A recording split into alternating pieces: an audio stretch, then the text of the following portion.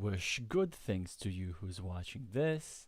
I am Alexey, and as all the exciting events of the Carcassonne season are over for now, the Carcassonne Champions League, the World Cup, we will be going back to our normality, which means weekly live streams, games with subscribers, and subscriber to game analysis, which is what's happening today, just to catch up on the backlog on some of the games that you've been sending me over the busy Carcassonne season. So today, as usual, we're going to analyze 3 games and quite high-level games, more than usual. So all expert games and above, but hopefully everybody of y'all will be able to learn something from this. So let me just use this thing over here so that y'all can see the remaining tiles well enough. Hi, Amiris. And the first game was sent to us by Mejuto1408, and it's a casual game that's played against play with a screen named Pyro of Japan. As you see, master level rating, very strong player. So what could we possibly do to defeat them? Well, let's see.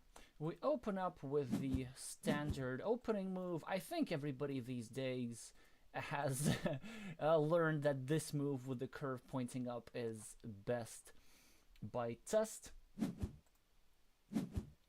Pyro is taking 4 points. Mejuto now should start a new city somewhere.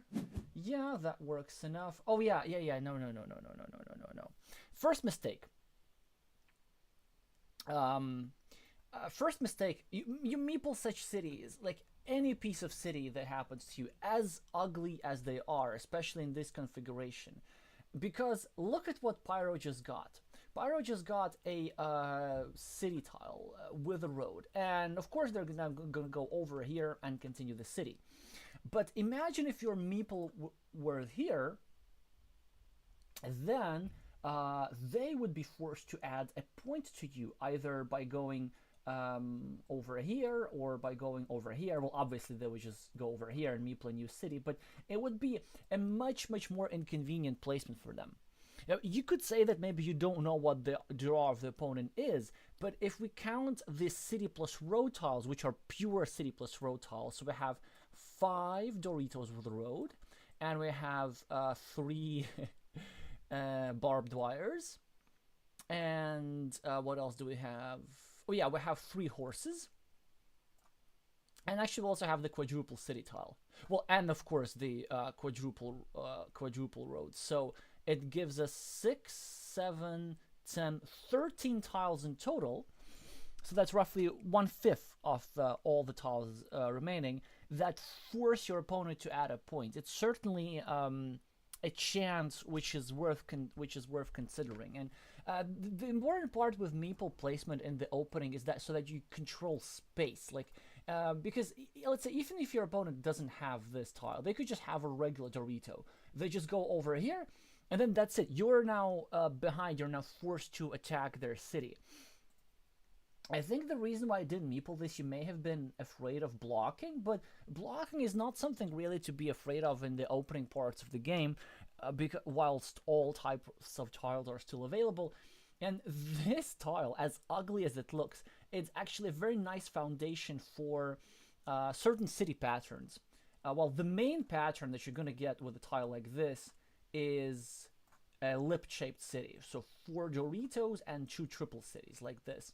But sometimes you could also get a pattern with 3 Doritos and a city cap, especially maybe if you continue this road first.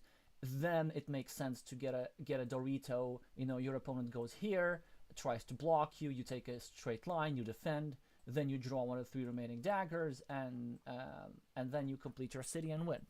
So yeah, that's just the main thing. It's better to meeple such cities. Hi Elias, hi Pichan, hi Craft Giraffe. So, and of course your opponent starts over here, and you see you're now forced to continue. So what could have happened is that you would just have these tiles reversed. And obviously you want to be the side which has more stuff. But it turns out not mattering that much, as Pyro simply equalizes the city because of the pressure that you're putting on it. So this ends up inconsequential for the game. You continue the road, and your opponent should join the road. And now, let's see if you do this. You should join the road back over here, because then there's a beautiful pattern of, well, you can draw one of the 6 remaining roads, but if this gets blocked or separated, you can always go over here and loop around. And actually, if you go over here, which you didn't do, and I think that's a big mistake. Well, not a big it's a mistake, not a big mistake. But the thing with the road takeover, it's super hard to spot because it's super hard to stop, because you're threatening the same thing in 2 spots. Like you're threatening 2 curves, back-to-back curves, and you're threatening the straight line. And it's like, I don't know the exact probabilities, but I have a feeling that like at least 80% of the time you get to continue, you get to take that road for yourself. So this is not what's going to cost you the game, but this opening is simply not aggressive enough. Your opponent continues in your city. You would have already taken the road, so you're now just forced to make subpar moves. You're now forced to, I mean, it's a good move, obviously, in the position that you are, but you've put yourself in a position where you're forced to make sort of moves like this.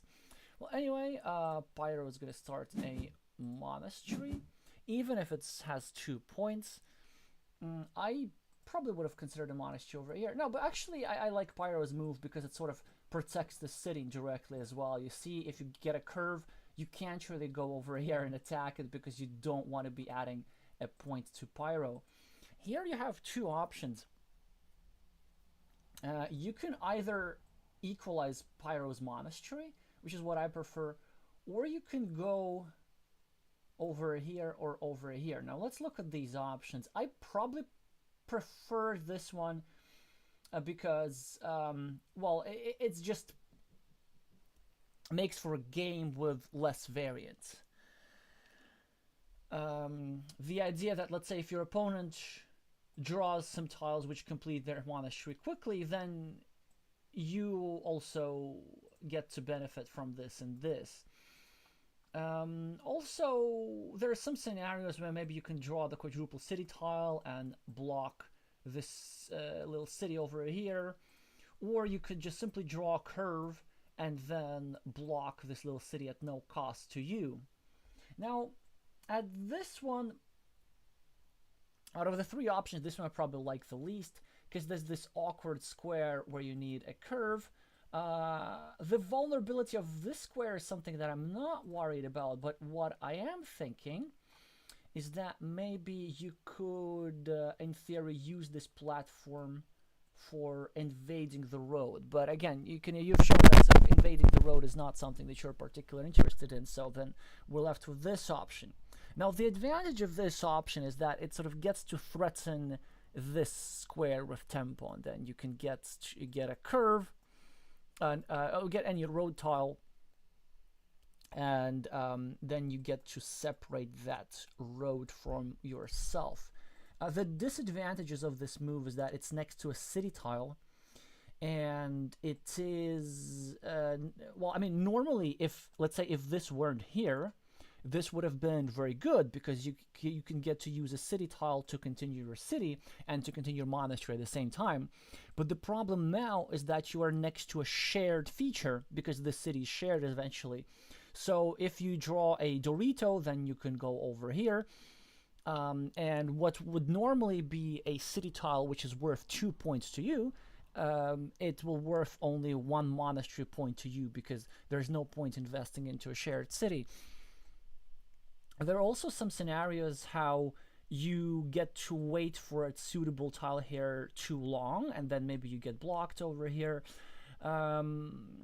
So, for example, because you're really are waiting not for just any tile, you're waiting for a Dorito, for a shieldless Dorito in particular, and there are only 3 of those in the deck. Well, here's why. Okay, so the regular city cap you can't use here because it's too valuable. City caps are for building cities. Like all kinds of city caps that are not particularly good. What else? We could draw the cow tile, and of course, cows are not particularly valuable. I mean, they are valuable as animals. They are not valuable as Carcassonne tiles most of the time. So let's say if you well, you can use a cow, but then you're facing the same problem. You have another monastery square with a city piece next to it, which you're waiting to fill. I guess one other tile that you could draw is the splitter tile, because you get to go over here and maybe start a attack on the shared city. So that sounds doable, and maybe it's just enough to actually place the monastery there. It's not something that I would have done, but it's certainly a legit move. Pyro just continues his monastery. You now separate your two roads. I'm not sure what Pyro should do here. Yeah, Pyro starts a new road. Well,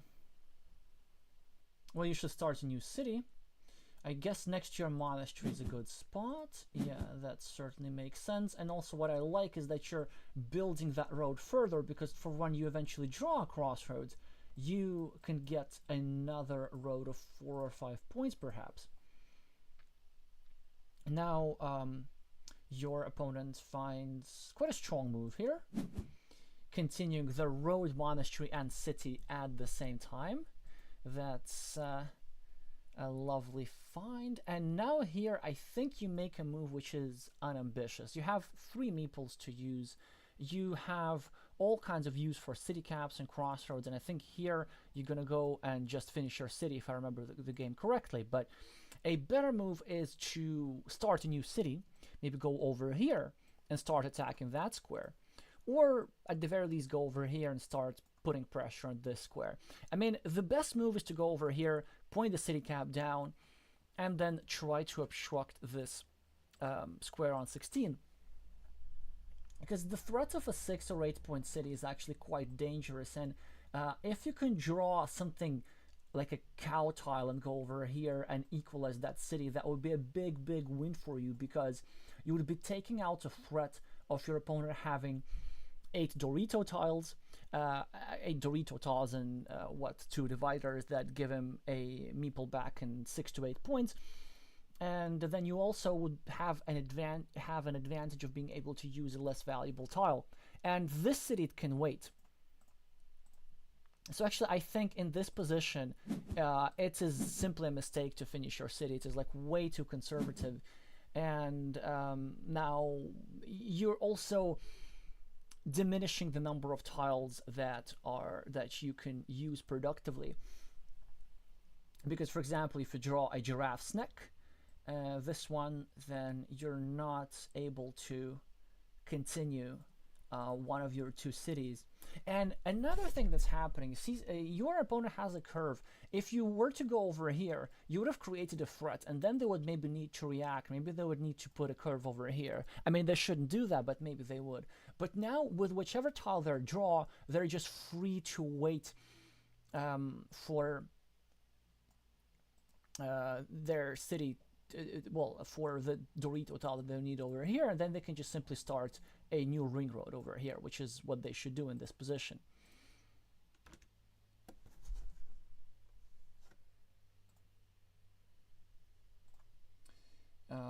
But we continue. Of course, I'm actually surprised. I mean, I don't like this move with Spyro. I think they should start a ring road, or if they're going to continue this road, I mean, it's kind of makes sense to continue it along the monastery a little bit better, because well, now you can go over here and annoy them, for example.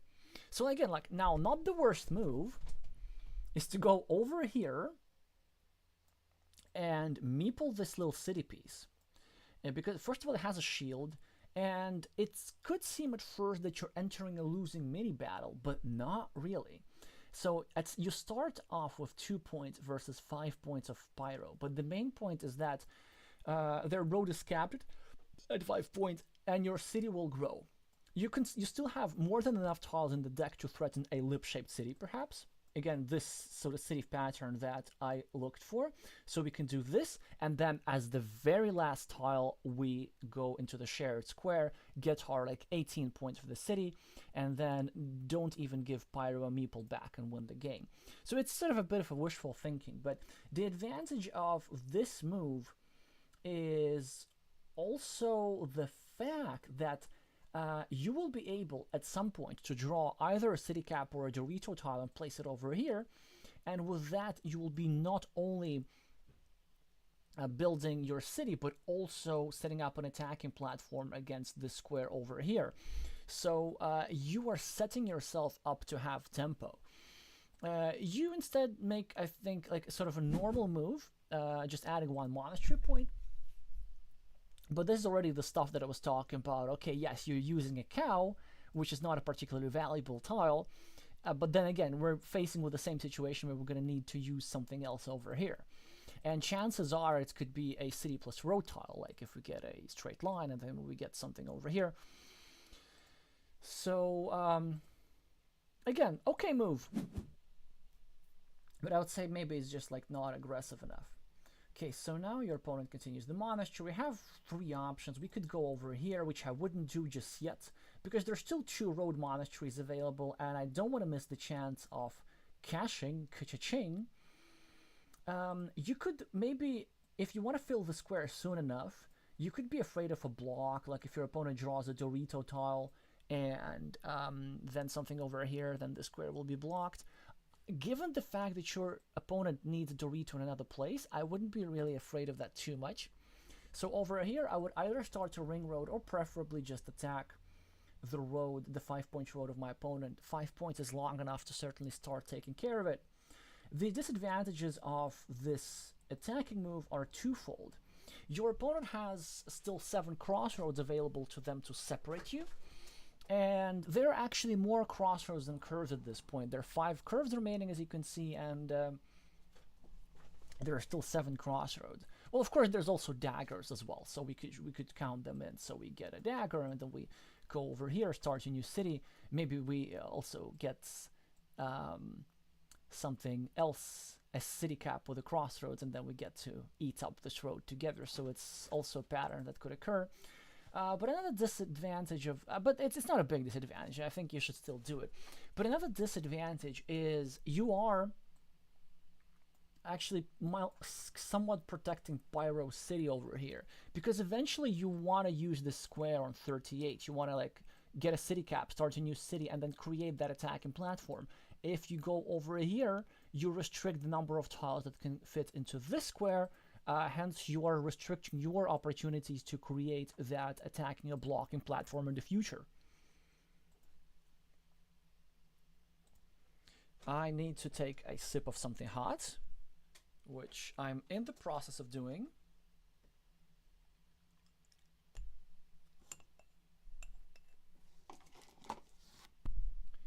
And we continue. I should really lower the tone of my voice if I wanna. Yeah, again, like you make this move, but I think it's just like not the most ambitious move to be made. It's still completely okay if you don't want to lose a meeple. So here you get to score 2 points, which is nice. Your opponent has just created a monastery tile.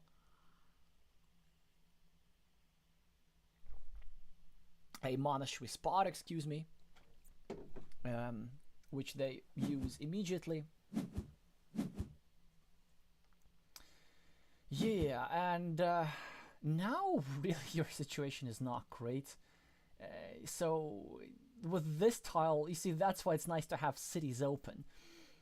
Imagine if this tile wasn't here, but if this tile was here instead, you could have just continued your city. But anyway, let's not bemoan previous mistakes. We just sort of need to face the consequences. Well, I see 2 moves. We can go over here, start a new city. And honestly, it's not the worst. Trying to attack the square, or at least get an 8-point city for ourselves. The only issue with that is there are 7 crossroads, so our opponents can easily draw a crossroad tile and then restrict the square. But all of the... no, only 2 daggers are remaining. So this one I'm not a huge fan. Well, it's possible to go over here still and have the same idea of building a city like this, and then getting a city cap here, trying to use the city cap to attack over here, and then finishing this city with a starting tile, and then release our opponent's road. This actually I quite like. And you know why I like this move so much is because there are 7 crossroads, and as soon as you go over here, you are preventing your opponent from using a crossroads productively. They would be forced to make now a much more subpar move, such as going over here, or maybe going over here and me playing that road, but like it's definitely not as good as finishing this road. So I think again I would start the city over here. The third option that I see starting the city over here and just like somewhere away from the action, but this one has to be my preferable option. Nalheim is asking, has this been a casual game? I think so. Honestly, Mejuto didn't specify. It looks like it's a casual game. Oh, you know what? It could have been from the Brazilian Teams Championship. I'm not sure if Mejuto is... No, it can't be in the Teams Championship because it was sent to me in April. And the team championships was in autumn, so I think it's just a casual game. So yeah, you start a city over here, which again makes sense. Makes sense completely. BC Pyro is now continuing your road again, like a road tile which they're able to use productively, but you allowed them to do so. You are now continuing your city, which makes perfect sense. And they are now trying to block you with the correct pattern, of course. You immediately defend, so you're happy. And you see, you've already gained something with this move, so well done. Starting a new city over here. They're now not able to use their city to complete this. They're now forced to start a new city elsewhere. How would I start a new city if I were Pyro? Maybe here... it's also possible to start a road, but I wouldn't do that. Maybe actually here, yeah, here's the best move, I think. Adding 1 point to your road, maybe threatening the block of this square, and starting a city in a relatively safe space. But let's see what Pyro does. This is exactly what they do. You, of course, cover up your city and then try to, obviously, block this square in the future. Pyro gets a monastery, and now it's going to be, well, yeah, an instructive moment. So of course, they defend, which they have to do. But here's the important part. With this move, even though you didn't block them, you actually achieved something important. You forced them to use a very good tile. And they could have used it over here to start, like, to finish their road. Or they use it over here to start a new monastery. So they could have done all kinds of things with that. But you prevented them, so that's why like putting pressure on your opponent as early as possible is important. So glad that you did that eventually.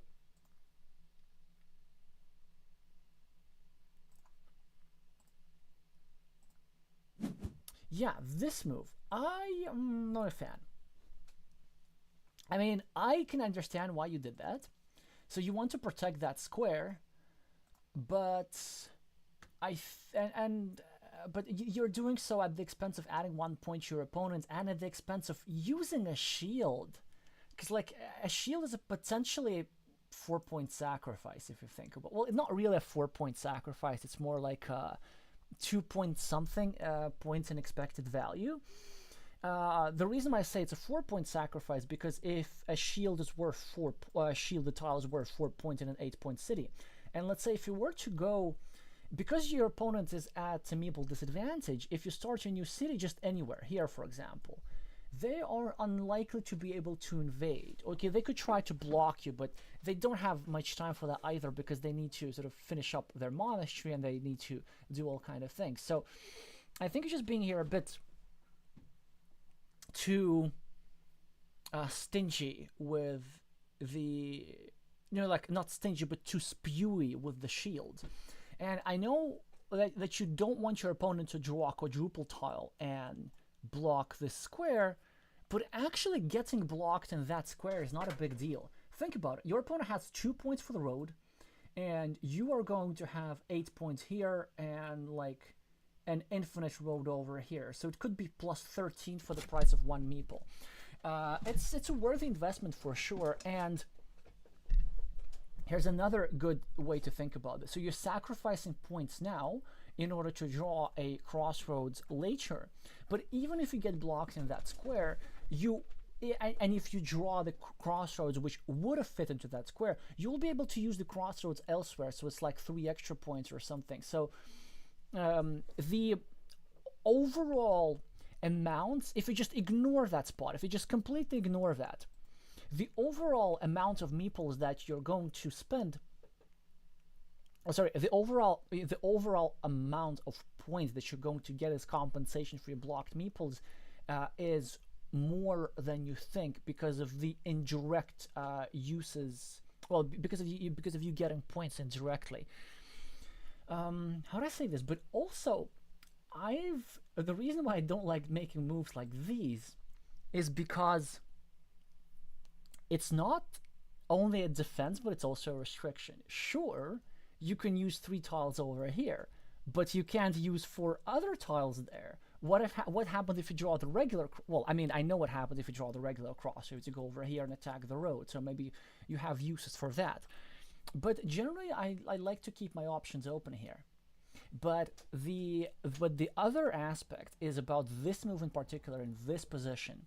The reason why I find it awkward right now is imagine if you do get the tile that you want and you go over here, and then what? You are left with a choice.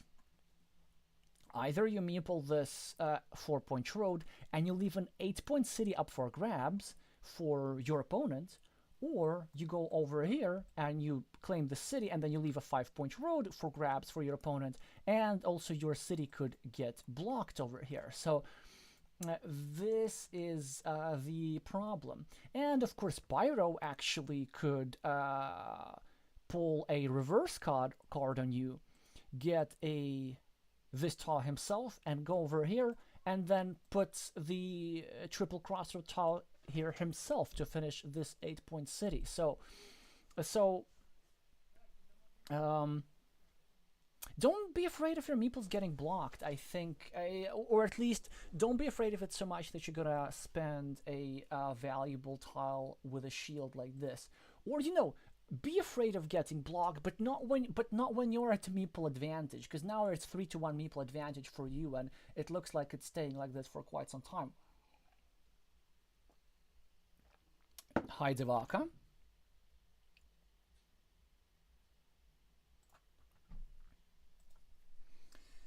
Yeah, actually, if I were Pyro, I might seriously consider this, like, right now. I would actually probably do this, even with my last meeple, because look at this. As Pyro, you go over here, and then you have 3 tiles to get a meeple back here, 5 tiles to get a meeple back here, and then 7 tiles to get a meeple back here, excluding the 3 crossroads that go over here. So that's already a boatload of tiles, and you're not really missing out on value because you can use city caps to continue this little city, and you can use road tiles to build up your monastery. So I think Pyro should have done it. This move is also okay. And then you attack the city, whilst also helping with your opponent's road, but this move I actually do understand. So Pyro continues his monastery, and look at this, you draw the crossroad tile, which would have nicely fit over here, but you restricted it yourself, but that's okay. You have 3 points up for grabs, so all is well for now. Okay, Nalahheim is saying, another reason for justifying not doing anything to the crossroad spot is perhaps the fact that if the spot is restricted, then Majuto will have at least 8 more points. 9 more points. Yes, 9 more points in the mini battle for sure. Yeah. Oh yeah, because the thing is, if Pyro is going to restrict this to a quadruple crossroads, then Pyro will need to use a curve, which means that Pyro's road is going to be capped at 3 points, whilst your road has the potential to continue. So Pyro, I'm not sure what that move is. Yeah, well, again, I disagree with some of Pyro's moves. This one's this one's okay actually. This one is setting up a splitter, and it hopes to get a splitter and then get 2 Doritos, which 2 out of 5 is still doable. It's like almost an 80% chance actually to get 2 out of 5. 70 something percent. It's around 70% to get, it's nearly 70% to get 2 out of 4, and it's nearly 80 to get 2 out of 5. Yeah, and this comes, here's another moment I'm talking about. Is this move okay? Yes, it is. Of course it is. It's a decent move. Actually, you know what? Maybe I would have just waited for. No, it's a decent move for sure. Because it addresses the threat of the splitter. If your opponent gets the splitter, then at least you're gonna have an opportunity to get a smaller, pretty much the same size city for yourself with a city cap. And you're adding a point to your monastery and you're preparing to finish your monastery, but you see what I was talking about with that monastery placement earlier. So you're just forced to use juicy tiles on simply getting 1 monastery point. So that's a little bit inefficient. Anyway, not a big deal. But just to show how the things that we were talking about early, they come to fruition. Like midway through the game. We were talking about this 30 tiles ago. So Pyro does get a Dorito. They wisely not drop a farmer because that field is too small. You start a new city in the right place. Well done. Because Pyro was threatening to use a splitter here as well. What are they going to do? They're probably going to start a new city somewhere. Exactly. Yes, very good. Also blocking you, but you get a splitter tile yourself. It's actually not obvious where to use this, here or here. I think your use is nice because since you're the side with the meeple advantage, you want to create this 9-point field and meeple this. On the other hand, your opponent can use one of the 3 crossroads to go over here and drop a farmer with tempo. No, I mean, overall I like this. There was another alternative of simply going over here, starting a new city, and then still waiting for the Dorito tile, because it's nice to be able to have a use for the Dorito. But essentially it is pretty much the same. So you continue your city over here.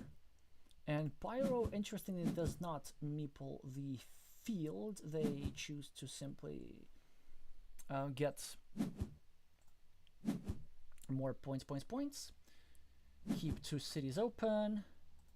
Yeah, this is precisely why you keep 2 cities open, because of the giraffe's neck. And now, of course, you meeple the fields. It's also the... Well, that's actually interesting. What's the best square for meepling the field? Part of me says that I think it is this square, because you're only 1 tile away from securing this field completely and making it so that it's not possible to invade. But if you go, but another part of me says that maybe we go over here and claim this field like this to exert some pressure on Pyro's city, because we are running out of certain kinds of city caps. For example, there's only 1 dagger remaining, so we could maybe take advantage of that. And actually, in some scenarios, we are pre-building a 3-point road, which looks bad, but if Pyro finishes their city, in some scenarios we get the monastery tile, we stake the 3 points, and we make sure that their little city, I should rather draw their arrow that way, sort of is being added to our fields as well. It's a very subtle decision here. I'm actually curious, what do you think in the chat? Like, what's the best way to meeple this field? Do you go over here and try to go for the spatial idea of getting a road tile and making sure that there is no platform to drop a farmer here? Or do you go over here simply for the value of harassing this city? It's a close call. There, continue a road. Then, of course... but you see, you need the same tile in 2 places. Of course, you want to get your meeple back. Actually, I'm not sure if you want to get your meeple back. The first move that came to mind is actually to go over here and try the Pinder maneuver, going over here and starting to attack this city cap, maybe even putting the city cap either directed into a field or directing it downwards, but you can't really do that because you've set up this idea. And so you go over there and you meeple the roads, I believe, which actually in this case I do agree. Well, because this is meepling the city is too dangerous, but you see the problem is that you've now left this city for your opponent up for grabs. And well, let's see how this unfolds.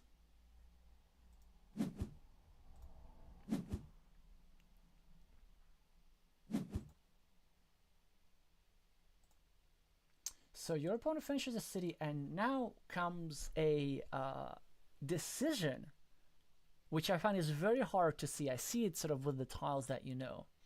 The move that I like here best is, well, first of all, we need to count points and see what our position is. Because there's this threat of the 8-point city being taken by your opponent. And the chance that they have a city cap in hand, or at least that they are going to outdraw you, I don't know how it is, but it's above 50% for sure. Actually, it's not that much above. It's above 50, but below 60%, given the only 3 caps remaining that fit into that square. But if you're far ahead, then you probably need to go over here and spend a move on blocking that opportunity. If you're behind, then you need to do something else and leave that opportunity open.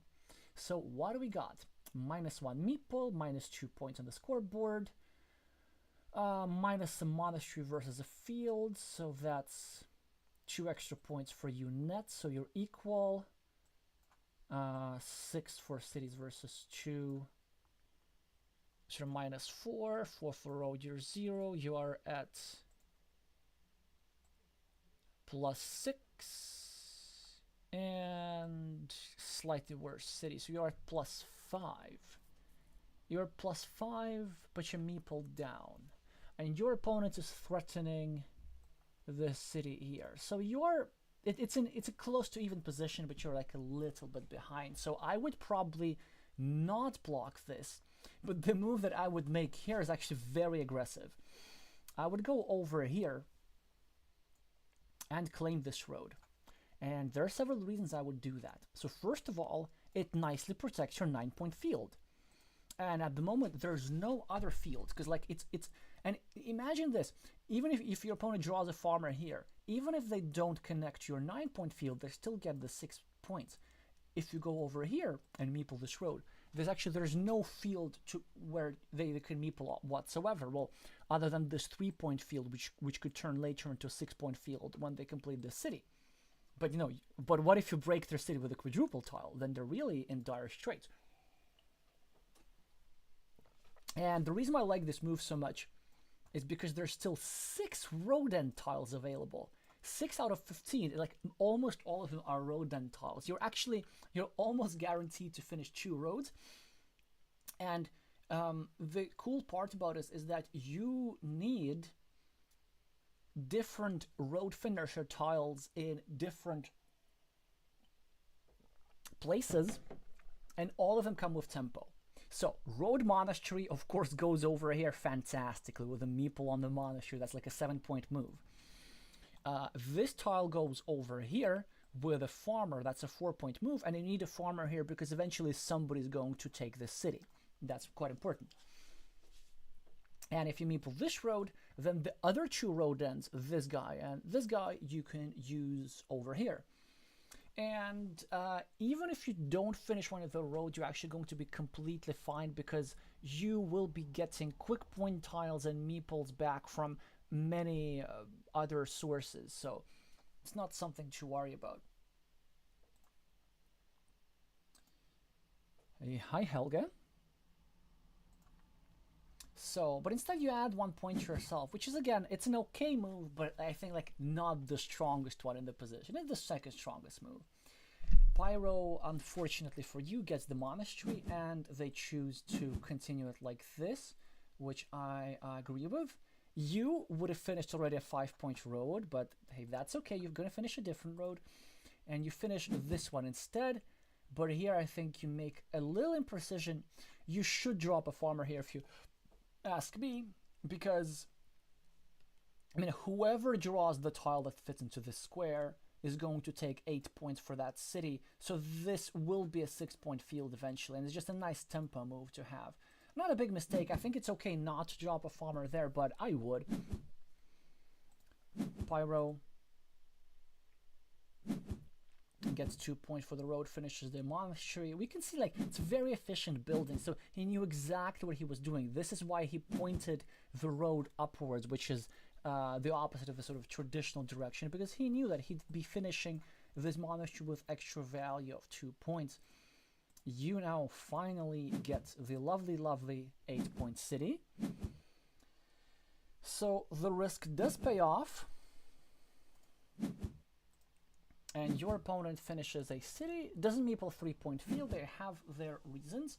Now you make a move which I don't agree with. I can understand why you made it, but I think when we're playing the endgame, we need to switch our thinking. So the move which I would have played here, well, first of all, I'm going to show everybody which move you played. You played this move with the idea of finishing your road. Maybe you're going to draw one of the crossroads and drop a farmer, so that's going to be like a 4-point move.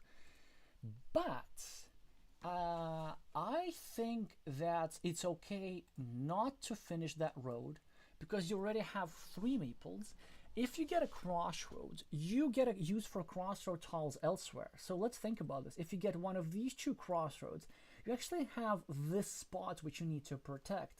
Take 2 points over here and make sure that your opponent doesn't meeple the field which connects to your 9-point field. So you really need the crossroads in another tile. But another way to think about this is, no, let me first of all tell you what I would have done, and then I'll tell you why. I would have meepled the field. And the reason for that is when there are a lot of meeples, and when you kind of need to try to anticipate how you're going to spend them, because like this field is going to be claimed, this field is going to be claimed, this field is going to be claimed. It's not a question, it's just a question by whom. But you see, there are 3 6-point fields, and so it's an odd number of fields. So it goes, you get one, your opponent gets one, you get one. And so you end up with an extra field and your opponent can't claim. But now what's going to happen, because you're not the first on the field, your opponent's going to take a field, you're going to take a field, your opponent's going to take a field. So your opponent's going to end up with 2 6-point fields, and you're going to end up with 1 6-point field. Now, if this weren't there, if one of the fields weren't there, or let's say like if the straight line were already here, then you can afford yourself the luxury of waiting. Because let's say your opponent meeples one field, then you just immediately meeple the other field in response. But since there's an odd number of fields, it's kind of like whoever gets to meeple first gets one field extra. And that's why I think it's just the prioritization thing. And also, like, you have 3 meeples in hand, there are 9 tiles remaining. Like, you don't need a meeple. You don't need a meeple in your hand forever.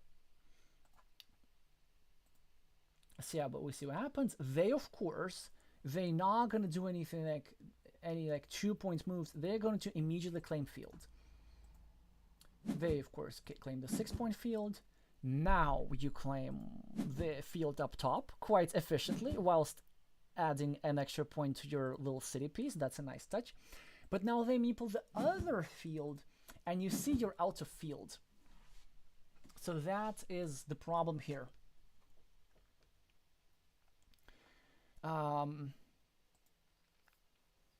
They could not have afforded such luxury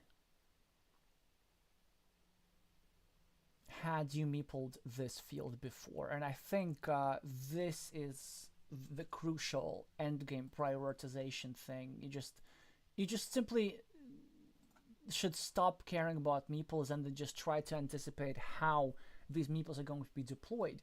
Because the value for meeple goes down the closer we are to the end of the game.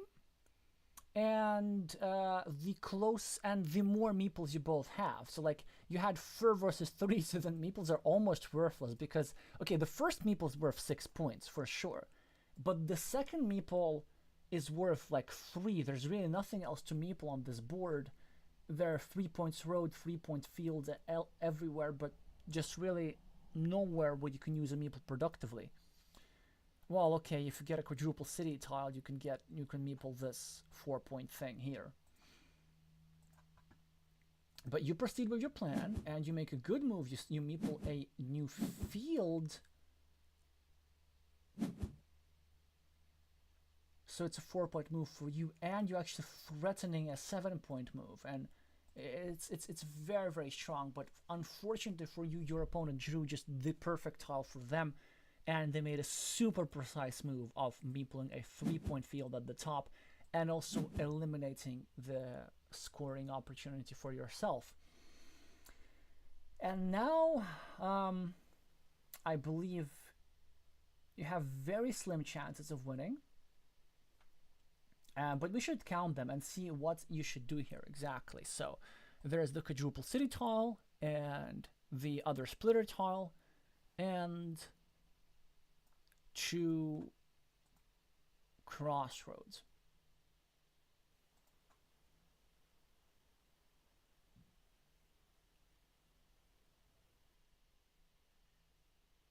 Ooh, that's an interesting question. So Nalaham is asking, but does this odd number of fields principle matter here because Majuto can't meeple the field on the right as it might get unified to the 9-point field?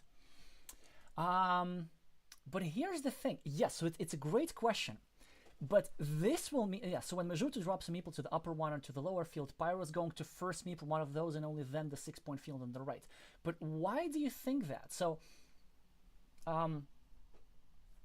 here's the thing. It's like, so yes, I hear you. I thought about this too. But let's imagine the scenario. So Majuto meeples this field first.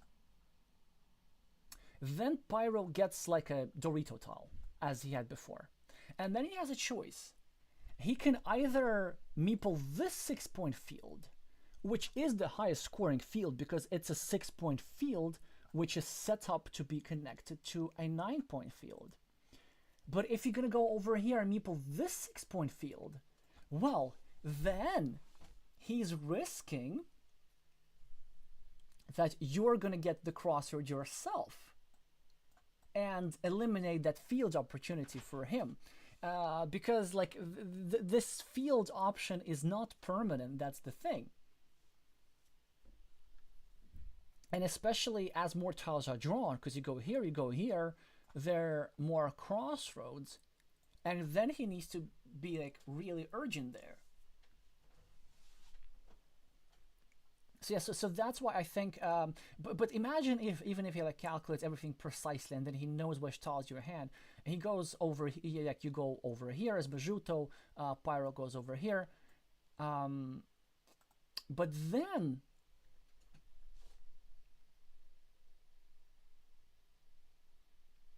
Oh yeah. No. I was meaning to say something else. I was meaning that this whole idea, the fact that this field is not permanent, is putting a pressure a lot of your opponent, and has some practical chances as well. So they could first of all, they could make a mistake.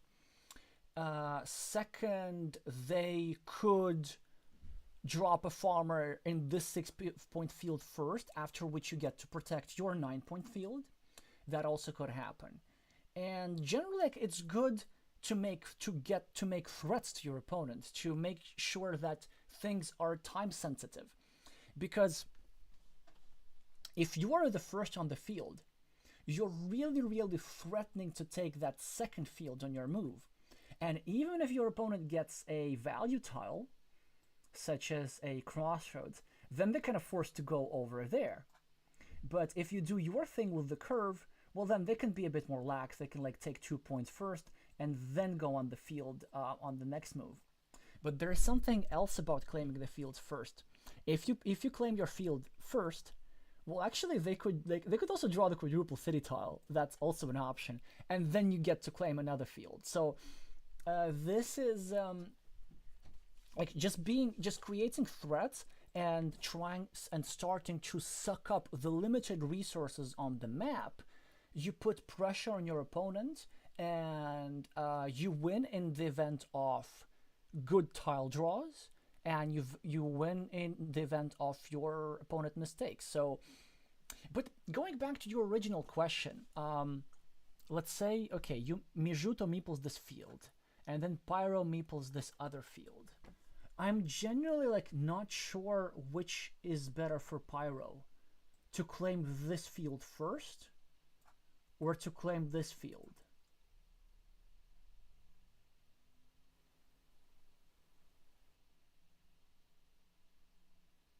I think we can count. So let's say Pyro goes over here and we have a crossroads in hand, so it's 6-6. But Pyro goes over here.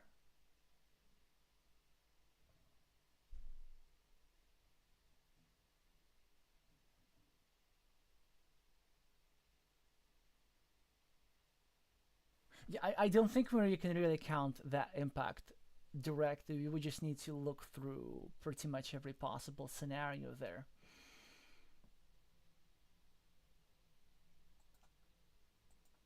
But yeah, well, actually, do let me know. Do you think that it's actually correct for Pyro in this position? Not in this position, but a few moves ago, if Majuto gets this field first, do you think it's actually correct for Pyro to go for this field first?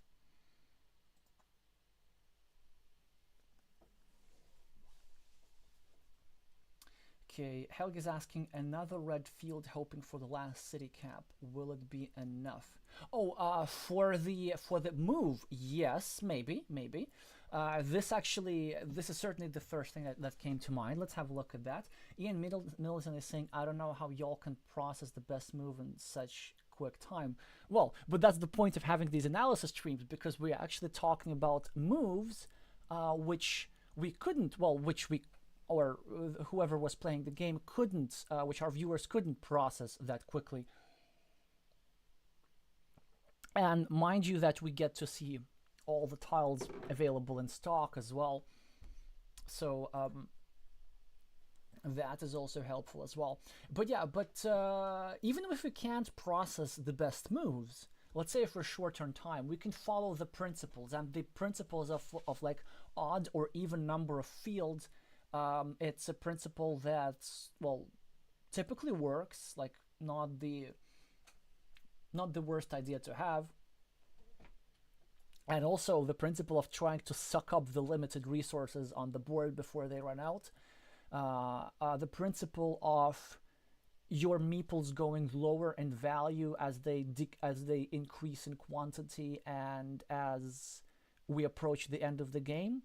So all of these things, if you have an intuitive grasp of this, you can actually make these decisions fairly quickly without even being sure that this is the best move. So going to this, like this move is really painful. It's a very nice find by the Japanese player. We gotta give them that. So we're +1. This neutralizes. We are equal because this has more points, and this neutralizes. This neutralizes. Okay, so we're at -3.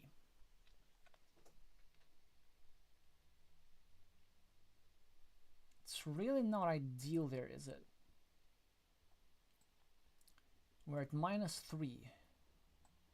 And your opponent is threatening 2 5-point moves. Well, 5-point moves of 2 tiles if they get this and this.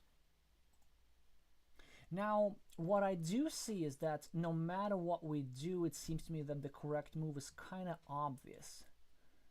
Yeah, we would need to go over... Wait! Or is it obvious? I don't think it is. I think we may have missed something. So,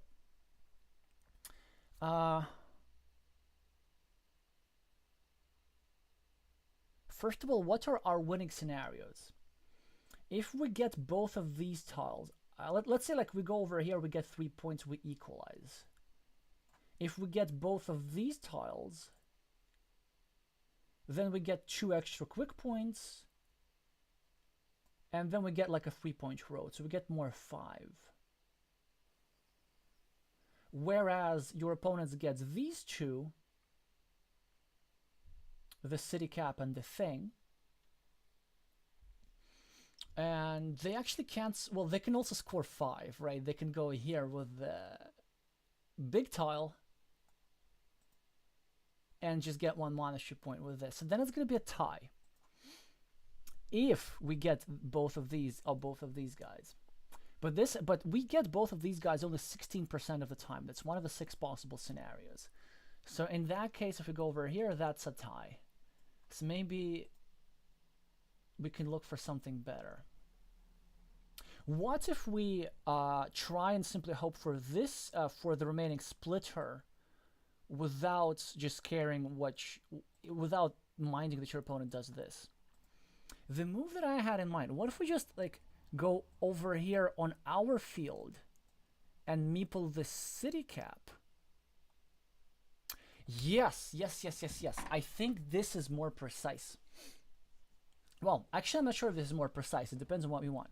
But like we go over here and we meeple this city cap for 1 point, which puts us at -2.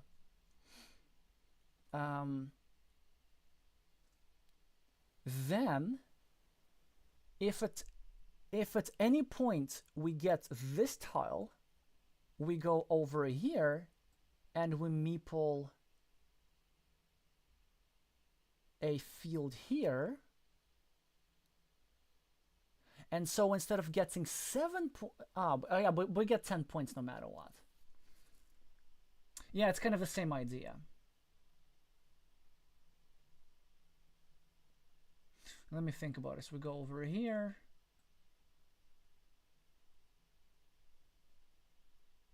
Yeah, it's the same idea. It's the same idea.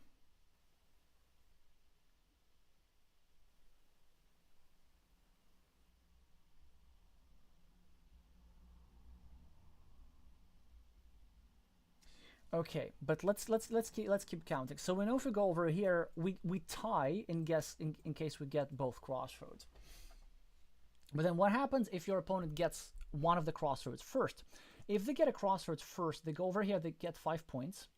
Then they are, which puts them at, well, +5, obviously.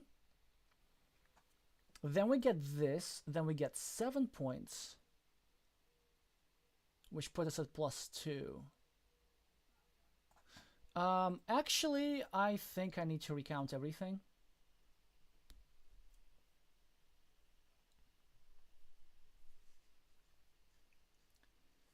Okay.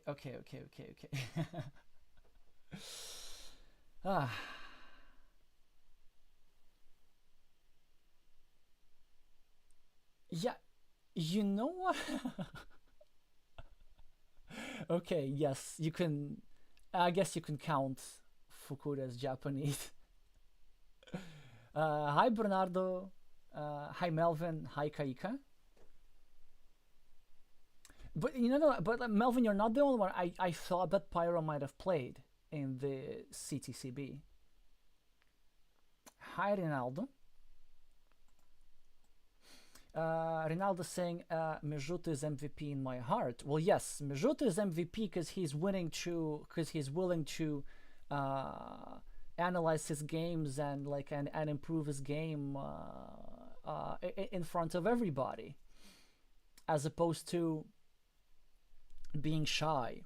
You know what? Like, I mean, I do get obviously submissions for these analysis series that I'm for these analysis streams, but sometimes I get the opposite messages from different players. Like, for example, if they see me watching a game or playing a game we're playing a game against them, and like after the game, if they lose, they say, oh, like, please don't make a video about this, and or like, like, don't put this in your analysis stream. And I thought, like, no, but you won pretty much.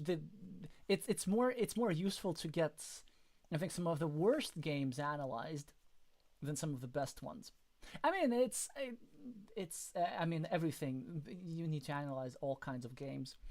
Anyway. Back to this, man. It's such a fascinating endgame. I just want to be extra sure with the recount. Okay, we're at +1. We're -1 in the city battles. Okay, everything's equal. This is equal. This is equal. Fields are equal. And again, here you have 9, your opponents have 12. Okay, so we're at -3. Yeah, we're at -3. We go over here, we're equal. Your opponent goes over here, they're +5. 2 points for the road, 3 points actually for the field. We get this, we're +2. And then how does your opponent come back from +2? Well, I don't think that they do, because these are the remaining tiles.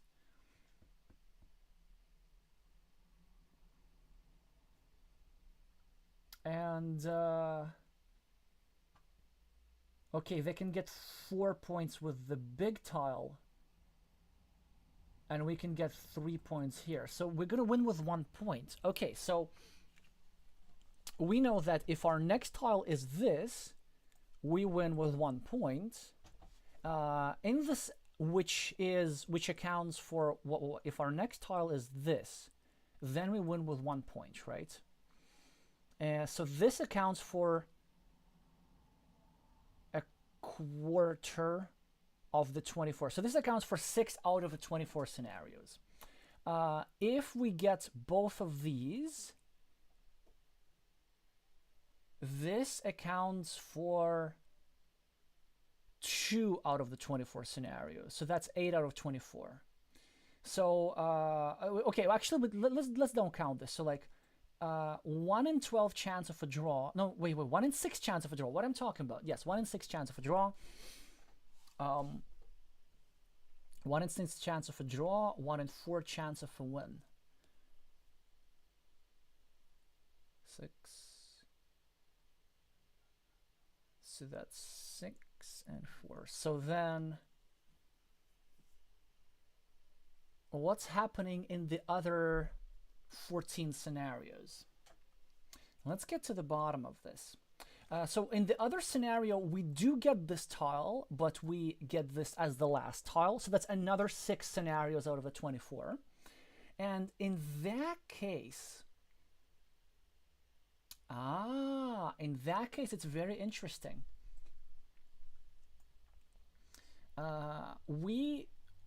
This means that we get 2 points, up to 2 points less. Because, okay, so we'll go over here. Let's say your opponent gets a crossroads, which I think they pretty much have to get. They have to get a crossroads.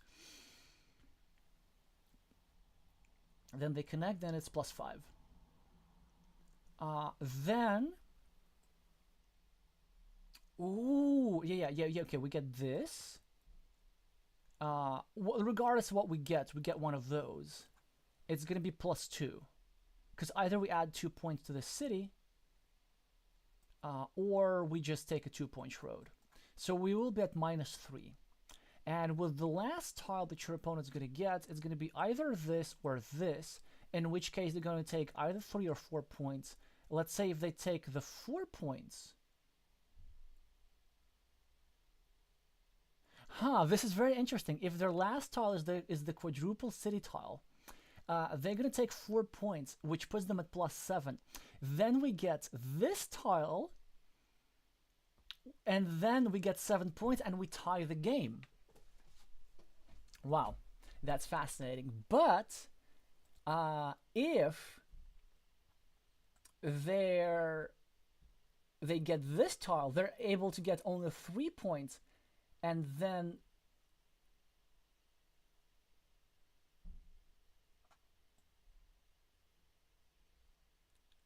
yeah, and then we win the game with 1 point. So far it was 1 in 6 chance of a draw, 1 in 4 chance. Okay, so six scenarios for a win. That would be 6 scenarios for a win is us getting this tile immediately. Then we win no matter what, with either +1 or +2. 4 scenarios for a draw. This is where we get this. Then, in those scenarios where we get this tile as the last, it's 3 scenarios for a draw and 3 for a win. So far it is 9 for a win and 7 for a draw. 9 for a win and 7 for a draw. So what happens in the remaining 8 scenarios? What are the remaining 8 scenarios? Well, I think, first of all, it includes all 6 scenarios where we get a combination of the fat one plus this. Is it 6 scenarios? No, it's less.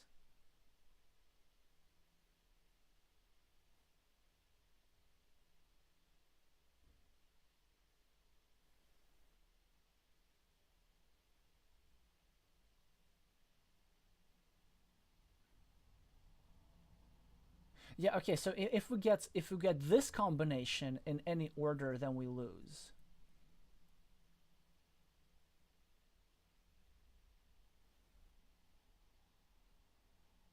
Oh yeah, actually that covers it.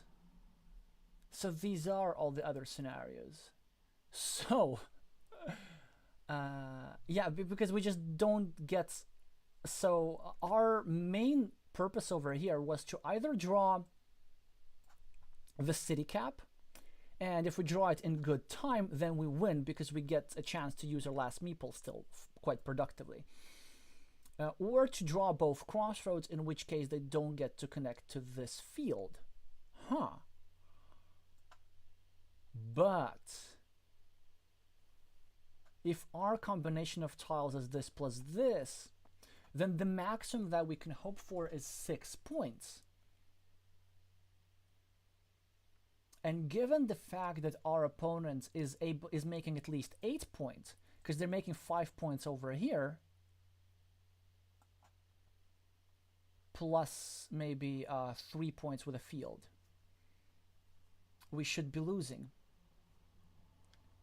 Wait, but what if our opponent draws this tile first?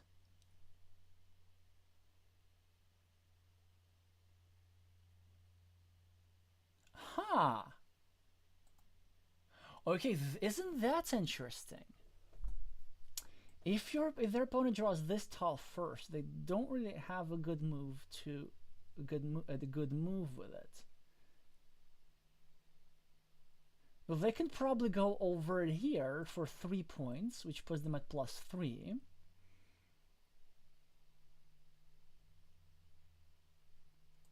And then again, this is just so fascinating. Then I think it's a tie again, because if we get this tile, we kind of just get 2 points, so we are at -1.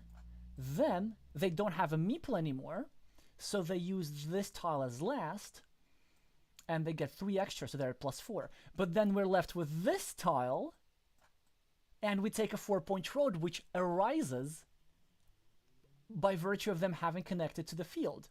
So this is actually another scenario for a tie. Oh, this is so much fun. So we don't even lose. So we only lose if we draw this plus this, and this tile is last.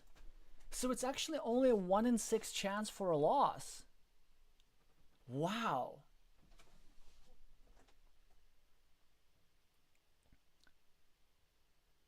Yeah, and also, like, there's another, but wait a second, but there's more to this. Even, let's say, if they I'm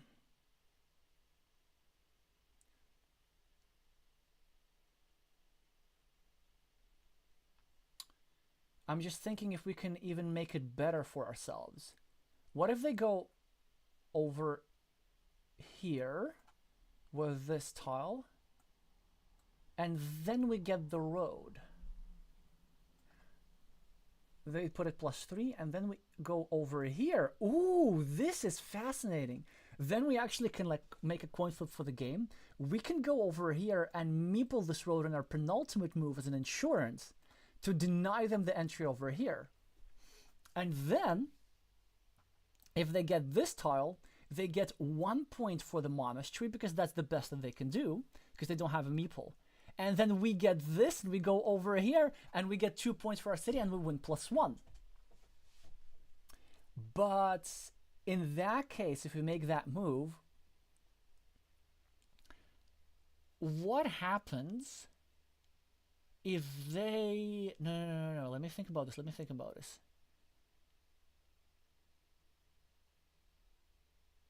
If the tiles are reversed.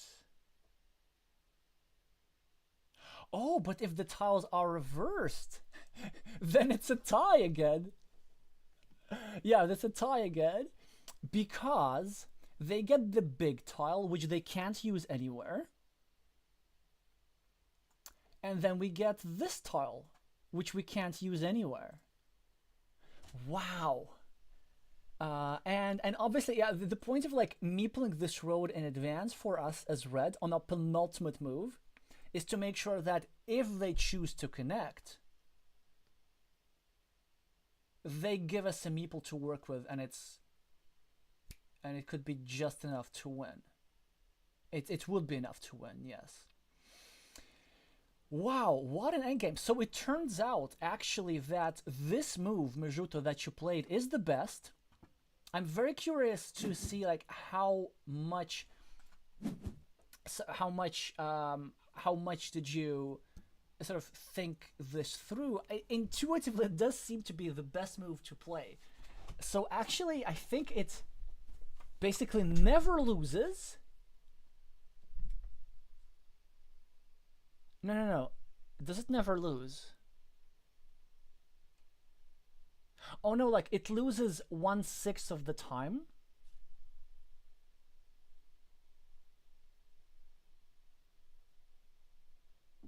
Yeah, it loses 1/6 of the time.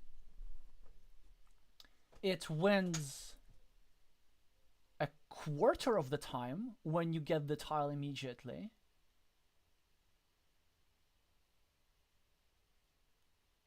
Were there any other winning scenarios?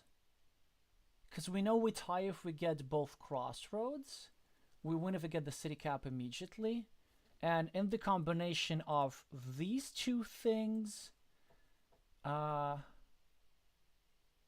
yeah, we also get a winning scenario. We get a winning scenario if your opponent gets this.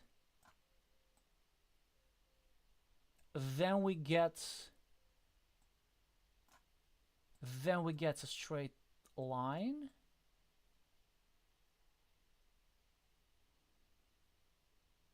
And then you not a straight line but a crossroads, and your opponent get a crossroads, then we get this. So it's 1 in 12 chance of that happening. So which means we have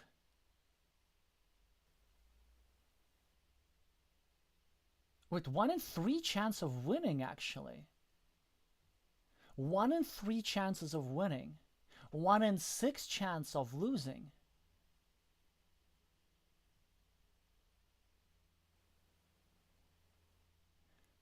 And like a half of the time it's a tie? I think so. Yeah, so this is the outcome. Wow. Okay, I got carried away. I think I need to see what you're saying. Ooh, okay.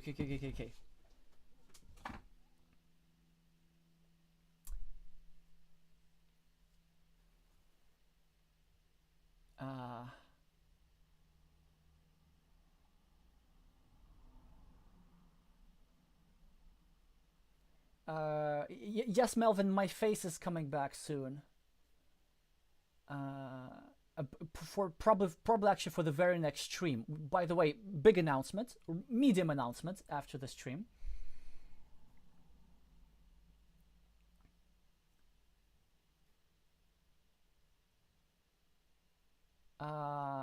Honestly, for me, it's quite difficult to imagine that there's somebody taller than me. I know there are the people who are taller than me. I don't think any of them are Carcassonne players. It's actually not something that I particularly like. I mean, it's quite inconvenient to be bumping head elsewhere everywhere.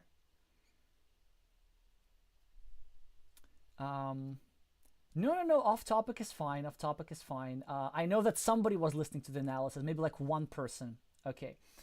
Um,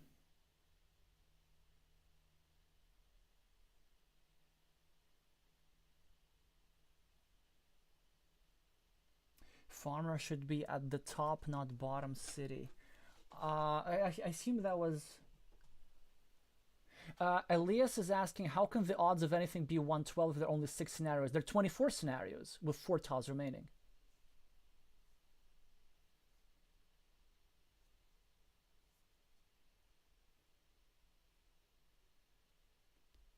This is also, by the way, like this is a common thing. Like in the semifinals that I had in the World Championship in person in Essen, which is a recap video that I've been postponing for way too long, but some of you have seen that game. In the like with 4 tiles remaining, my chances of winning were 7 out of 12. So like 55-ish%. I don't know how much that is. Yeah, 57-ish%. Yes, 2 crossroads, Elias. That's important addition. Whew.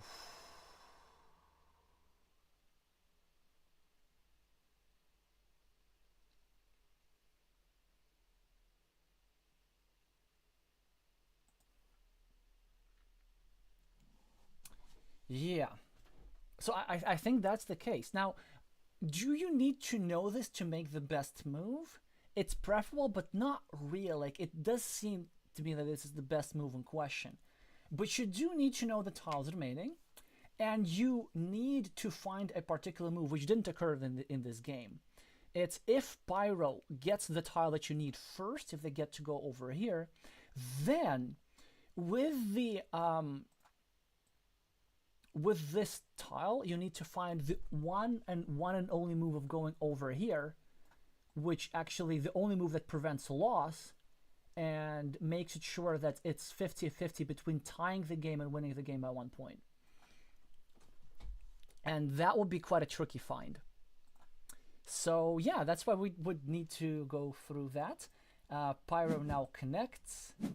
And unfortunately, it is one of those events where we do get the tile we need, but we get that tile last. So it is going to be a tie according to our calculations, because Pyro does pick up that 4-point road. We do get that city, but both of us have a meeple to spare. And with that, it is a tie, as we will see, which was indeed the most likely scenario. But yeah, honestly, like endgames with 4 tiles remaining are my favorite. With 5 or 6, it gets, I think, too complicated. But the ones with 4, I think they're solvable very nicely, like without, you know. Honestly, like sometimes in real time. At least maybe you may need like not to know, you may not need to know the probabilities, but you know the moves that y'all will need to make. Oh, that was fun for me. I don't know if that was fun for you. I hope so. If it was, do meeple the like button. That is important for me for a variety of reasons. I've been slacking off on uploads for a variety of reasons, so my channel needs a boost with the algorithm.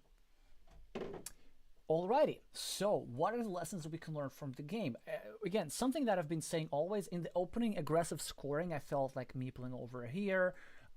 This mothership placement over here, okay, that was alright. But there were a few moments, for example, finishing the city over here instead of starting a new one. So aggressive scoring, also putting pressure on your opponent, not forcing them to defend their features. And you see, they actually ended up wasting a monastery, so it was very nice when you did start doing the attacking, it worked out nicely. The third one, this actually ended up working out, but still, I think this whole idea with saving the monastery, just like, don't get married to your meeples too much. And there were probably a few more moments where even the same tiles could have been used to a greater effect. And you notice how you actually were never at a meeple shortage, and even both of you ended up with a meeple surplus. And another one close to the final scenario was just realizing the value of meeples, the diminishing value of meeples, having limited resources and maybe trying to pursue the field. And in the very end game, like, very nice find. This was a very nicely dropped farmer. Unfortunate that Pyro found the best move and the best tile to claim a 3-point farmer over here. Like, the only move that prevents a loss here for green. So very high level game. And yeah, that's a nice end game calculation here on your part. So at least like your end game seems to be at a, like, the very end game seems to be at a very good level. Yeah. Well,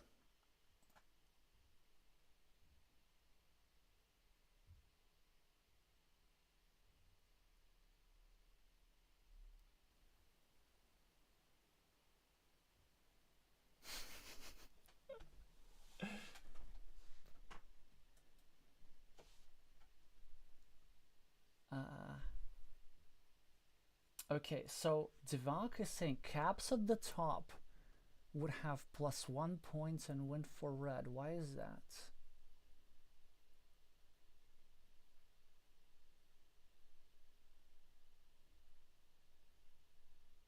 What do you mean by caps at the top, Divaka?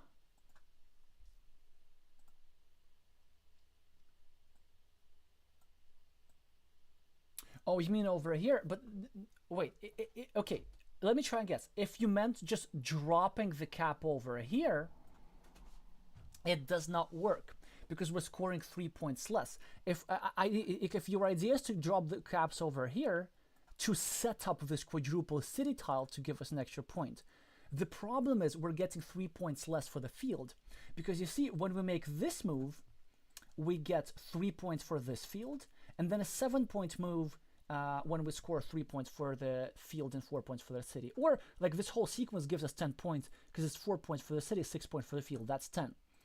If we go over here, then we will say meeple this city. Then we get the city cap. We get only 8. Because we get 7 points for this city cap being in our field. Well, okay, like we get 1 point, we get 4 points for the city, 3 points for the field, that's 7. We get 1 extra point for this newer city cap, that's 8. Okay, and then maybe we're gonna get like an extra point from this quadruple city tile, that's 9. So that's actually 1 point less than the scenario that happened in the game, which is a loss by 1 point instead of a tie in most scenarios. Okay, at the top right. Yeah, not there. Well, top right. Where is top right?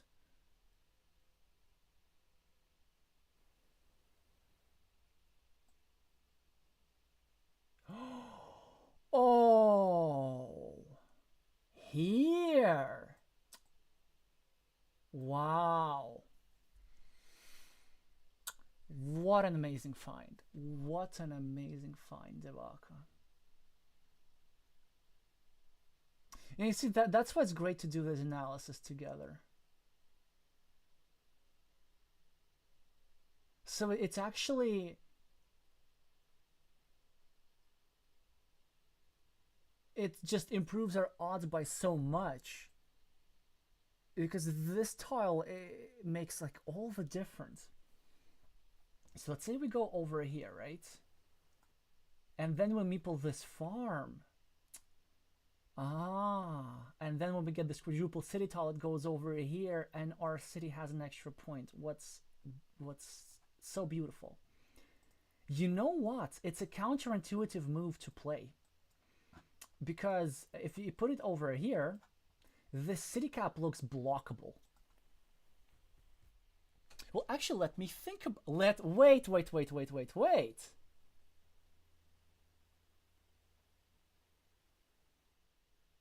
The city cap was blockable, right?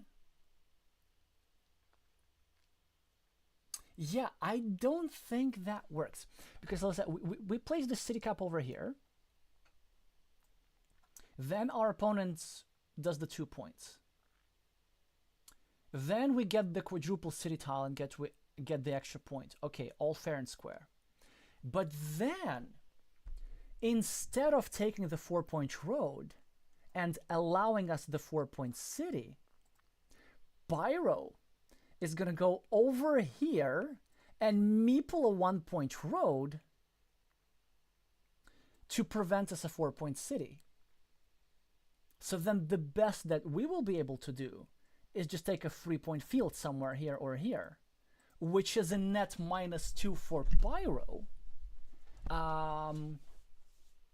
instead of net -3. Because again, like Pyro takes 4 points for the road, allows us 7 points for the field. That's minus 7 points for the city cap on the field. That's -7. Versus Pyro meeples a 1-point road and allows us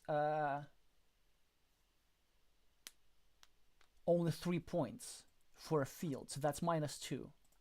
So we still tie because the extra point that we got from this quadruple city tile is sort of compensated by Pyro's ability to go over here with the crossroads and meeple this 1-point road and block the city. But even though it has the same winning probabilities, your move, Devaka, is by far superior because because it's much more difficult to see. So even though the winning chances are the same, the chance that your opponent makes a mistake are very high because you need to compare. Like the last move, what they have with the 4-point road, it's very obvious. But the fact that they would need to forego that 4-point road and meeple the 1-point road over here, it's not obvious to see in times pressure. Man, this endgame just keeps on giving. Thanks for the spot, Devaka.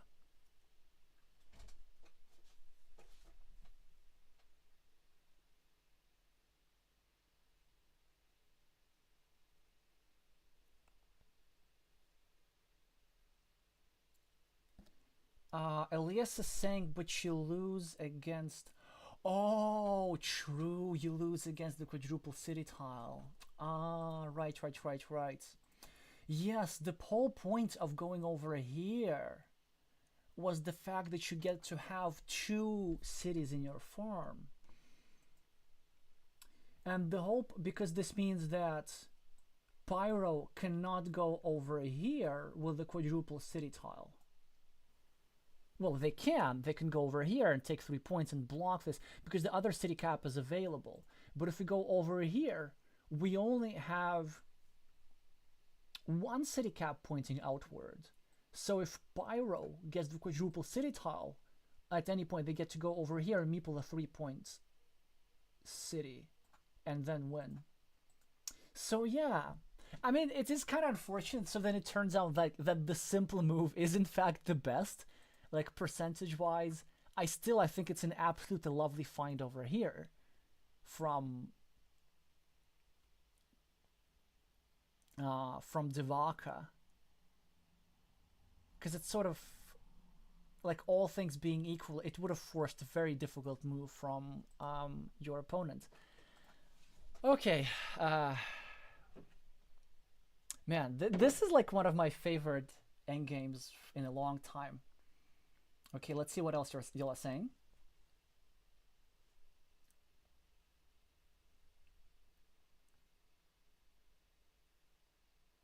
Okay, come to think about it, Pyro could block the castle +4 by making it C.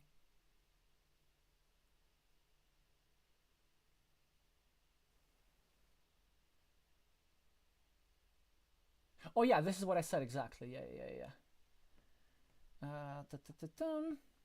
So I think that's enough for us and for Majuto.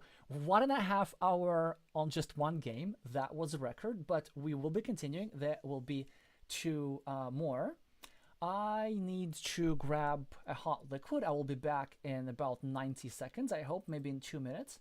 So I hope you can entertain yourself with some banter whilst I'm going to be reviewing the second game, which was sent to us by Craft Giraffe. And yes, this one does happen to be from the World Championship, I think. I don't remember which round, but you can maybe correct me.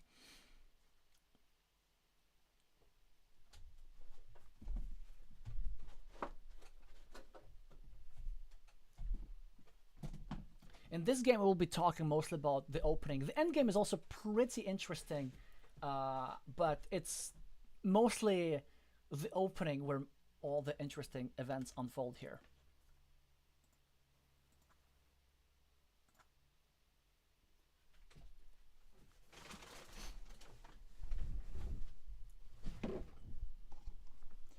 I know that it's the group stage. I meant like which round within the group stage, but so this is the fact that I don't remember. But yeah, it was the group stage.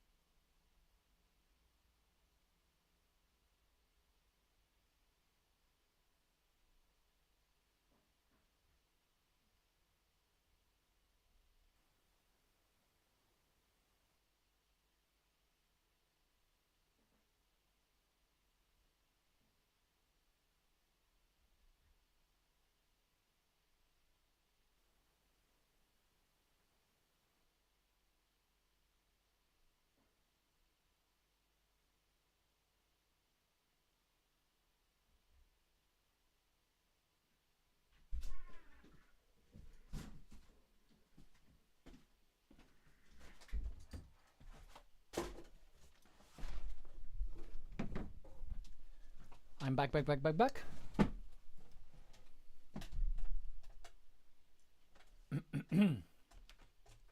So, second game sent to us by Craft Giraffe, World Team Carcassonne Online Championships. Let's go. Standard opening, we get to be second. Let's actually... let's do this. They get to continue. Here we get to claim a road, which I have to say I'm not a big fan of. I mean, obviously we have to claim the road, but it's much better to go over here and start putting pressure against this city. Now, it seems to me that you are prepared to make an 8-point loop in the future. In the opening, that's a bit too ambitious because there's just so many ways your opponent can obstruct you. So 8-point loops typically only work if you have some tiles which are not only road tiles. For example, if you get a starting tile and then you put over here, yeah, that would work like this. But in this case, it's just more important to create that vulnerability next to Viv. Because imagine if Viv, by the way, I didn't see this tile, but if Viv goes over here, then of course they could do this, and then immediately threaten a city which is covered up. They go over here, they draw a triple tile. So for that event, it's good to have a platform for reinvasion prepared. So and also this road is long enough. Like I wouldn't really worry too much about making it loop. It's okay to spend 2 road ends on a road. So I think that's a bit of an opening imprecision.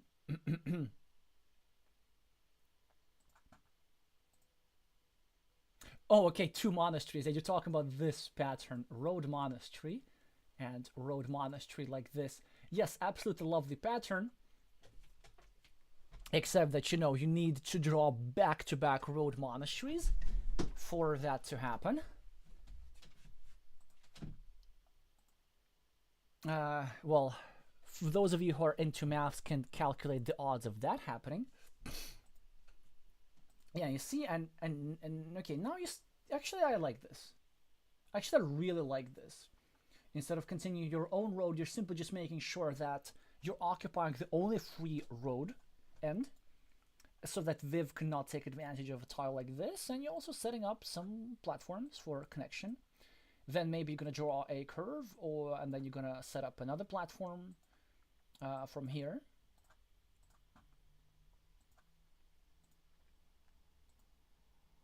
Yep, you are continuing the road, which makes sense. And then now 2 options. You can actually either go over here, but then you see with the dagger thingy, you go over here. Then like if your opponent gets a triple city, it's super threatening for the road. But you know what? Like the road is open on one end. Maybe we can afford to get that meeple blocked. So that's not the worst move. An alternative is to go over here and then actually proceed with a plan for the loop. And then if this road gets broken with a city tile, it's actually less of a big deal because there's still 3 daggers that left to fit into that square if we need to bail out. What else? We need also to go over here, which is very nice, to break this road. And we need to go over here to start a new city, continue our road, and maybe start a blocking attack instead of connecting to the city. So all legit options. I'm just curious which one you take. Yeah, you took this one. Completely sort of makes sense.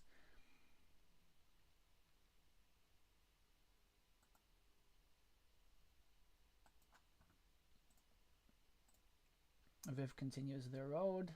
Well, yeah, now it's like, you see, well, with this move over here, we could have just put this over here and ended up with our 8-point road loop. But maybe we're just gonna have to do it differently now. There are a couple of strong moves that I see. We can definitely go for direct attack. Well, some advantage is that there are only 2 tiles of this remaining. It's a very high blocking chance. Some of the time, your opponent's going to draw a city cap, like a starting tile or something, then they're going to cover up, and then they might get this. But in that case, actually, the damage is relatively minor. It's if your opponent is going to continue this city, it's better that they do this with 2 city caps rather than 2 Doritos, because Doritos are less valuable, but also Doritos might have shields on them, whereas city caps can't have shields on them. Going over here to create a connection platform is not a bad move as well. Or going over here, simply trying to prolong the road indirectly is not that bad. It's only that there's just a risk that your opponent's gonna get a road first and equalize.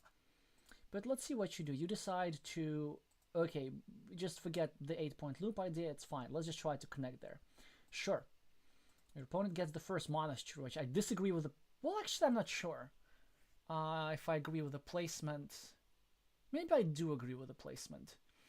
I thought the logical placement would be over here, hoping for another curve, but Viv knows that they need a curve over here, and also he's preparing a second monastery spot.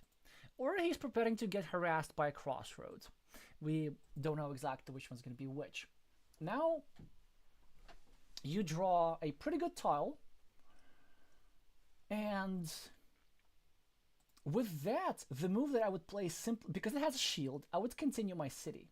You play a safer move and you go over here, but actually, I think we can mess with that city for a little bit longer because the point with this city is that now that it's opened up on both sides, Viv doesn't really have a convenient way of closing it because if it gets a city cap, then this is vulnerable. If it gets a Dorito, then we can attack later. If he gets a, I don't know what. Yeah, there's just no tile that Viv can get which would not leave us a chance to attack. I mean, sometimes it happens that he gets a Dorito and then we get to a road tile so we can't attack, and then he gets a road Dorito and then he finishes the city anyway. So I see how you want to take care of this earlier, take care of this issue earlier. So that also makes sense. But you know what? Maybe in this particular position, I would be a bit more inclined to use the shield on our own city rather than trying to connect this, because our opponent already has a bit of an advantage. They got the first monastery, like they got 3 points on the scoreboard. They have a slightly better position. It's very, very close. So I'm not sure if equalizing is enough. Maybe we need to do something extra other than equalizing. But again, it's like very, very thin, and I can't vouch for these decisions. So it's very interesting to analyze the game of positions which I don't normally play, because like I wouldn't have ended up with any of this in the first place simply because of the way I would choose to place my opening road. Yeah, this move. Don't do that. Don't do that. I mean, I can see what you're doing, but I think this is the first real mistake. Well, I'm not sure if that's so much of a mistake, but I can see the idea behind this move. First of all, 1 point for the monastery, for the road. That's great. Second point, you are preventing a reinvasion from the field, and you are slightly obstructing your road, but maybe you're okay because the road is long enough and you can get points for it anyway. But actually, why do we block our road if we don't have to? It's because I would actually just point this the other way if we're going to continue the road. The reason for pointing the other way,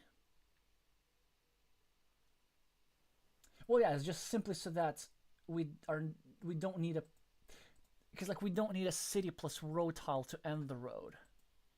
Because it's a bit unfortunate, for example, for us to have to use something like this just to get a meeple back.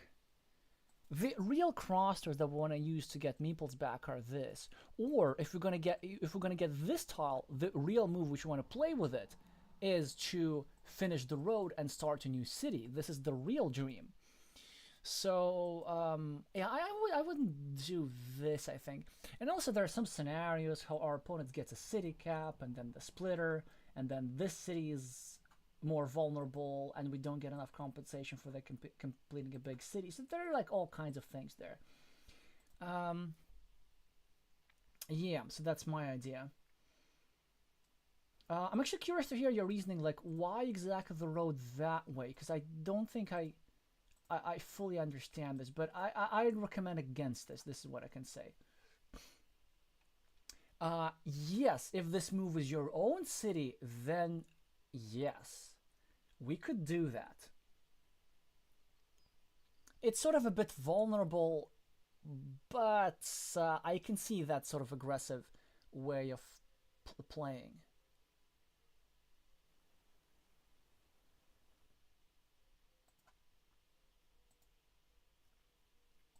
And you see, like, Viv immediately starts a blocking attack. Yeah, also, like, one of the reasons why I wanted to say this, like, is the tile runner. Because, look, already one of the three, well, two of the four starting tiles are out. And, like, as soon as there is even one dagger or one starting tile out, it really changes the dynamic of the blocking. Like, it actually really changes how we should approach our decisions. And this is just such an...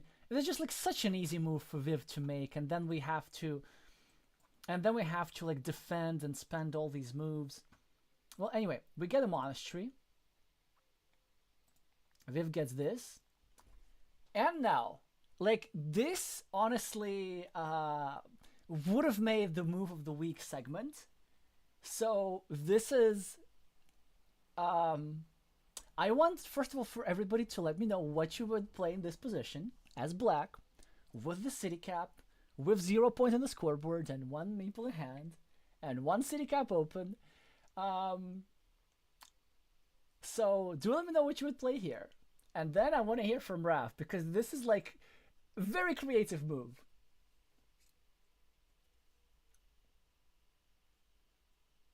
Elias would say, I would close my city. I know, I would also close my city. Um,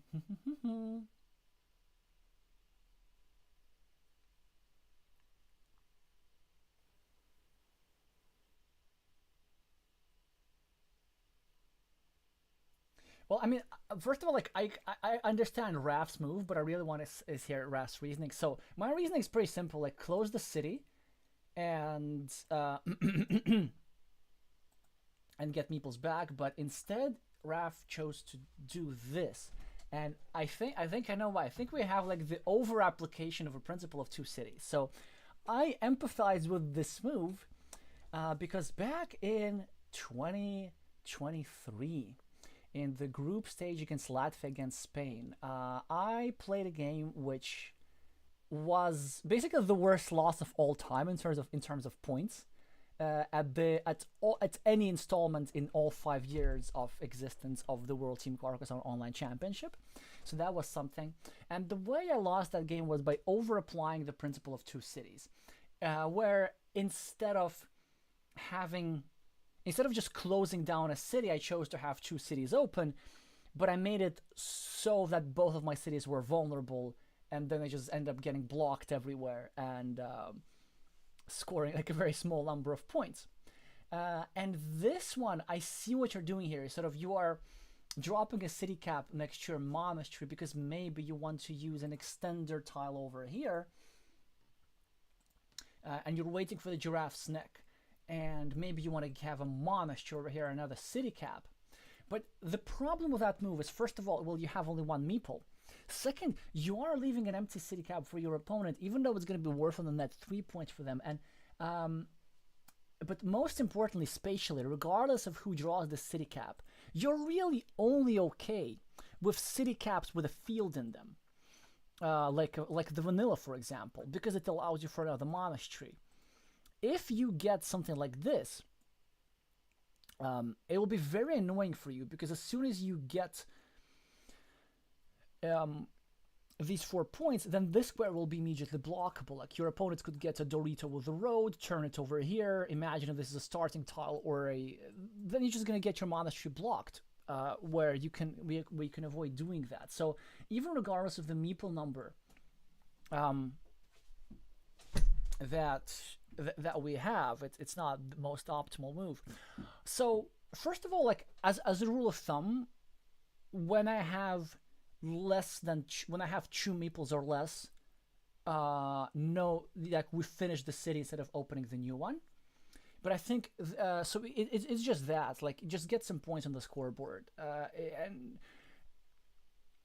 but another reason how you could have found like the sort of the normal move of finishing your city is recognizing that you have other good uses for giraffes' necks and for Doritos.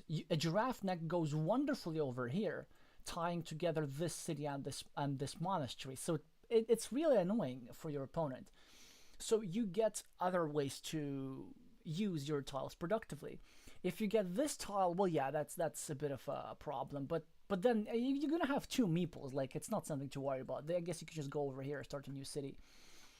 So yeah, I mean, like, it's quite obvious in this situation that it's like this more simple move is correct.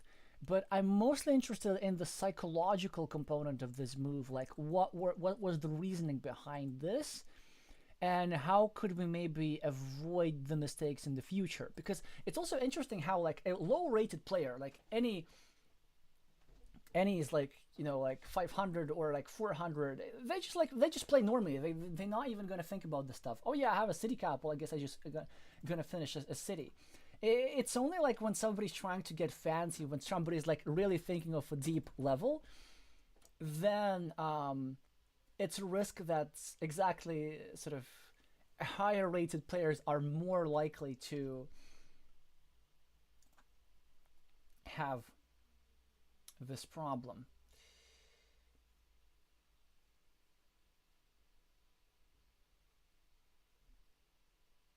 Uh, yes, yes, I understand. I understand the idea with three giraffe necks and four splitter tiles. So the well, giraffe necks have good uses everywhere. Elsewhere, I already told that.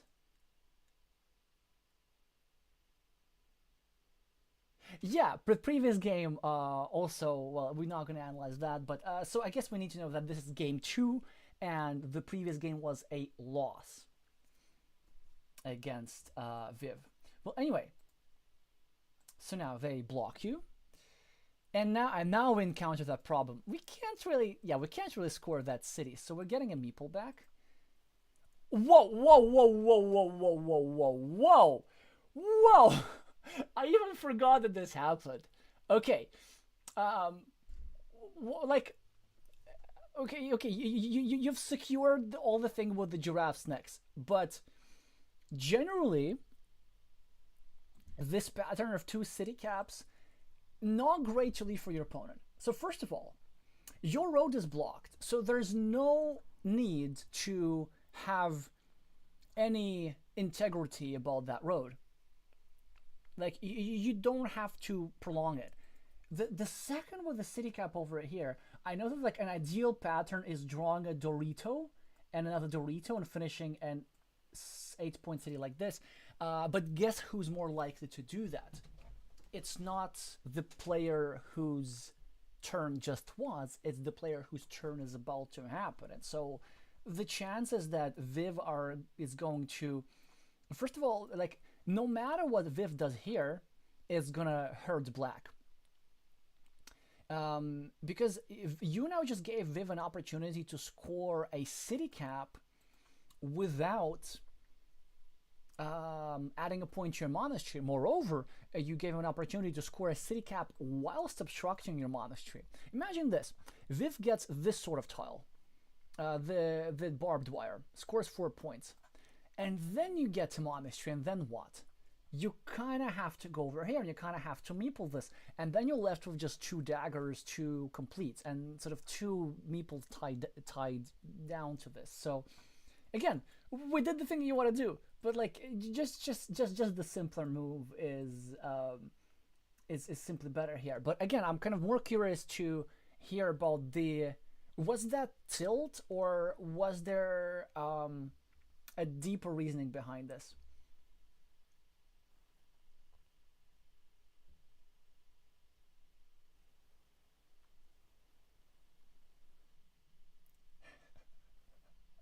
Okay, so yes, too deep reasoning. I know. This can happen. Um, but like I think sometimes too deep reasoning can come from a place of arrogance. Like you think they like it's like we think that we're so much better than our opponents that we're just gonna like uh, outsmart them and make all these fancy moves. Whereas sometimes, well, like you just end up outsmarting yourself. But anyway, this makes it all the more interesting because it leaves us sort of a situation to climb out. Uh, to climb out. But Viv doesn't get this, so it's all good. It's all good so far. We continue our road, I presume. Yeah, now this is the thing. They do get one of the city caps and obstruct our monastery, which is unfortunate. But at the very least, we get to obstruct their monastery, and also, well, nice orientation as well, making it so that actually wherever they go, they can't score points without obstructing themselves. Let's see what Viv does. Oh, Viv just plays like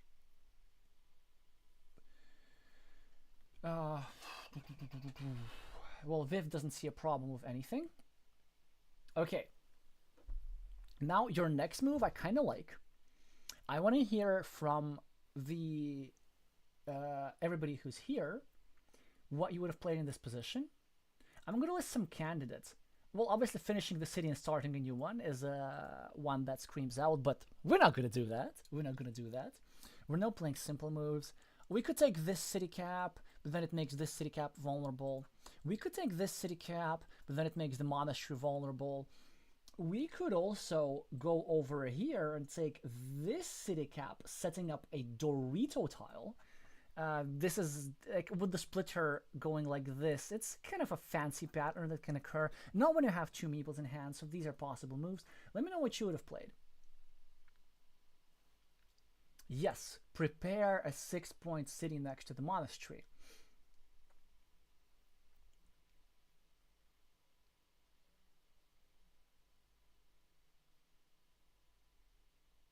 Aha.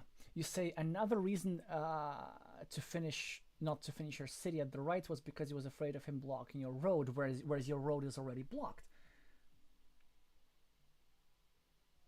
Yes, setting up a triangle spot for the monastery. And I think the best way to do that is going over here, and in this case even dropping a farmer. Like in this case I would do that. It seems to be optimal because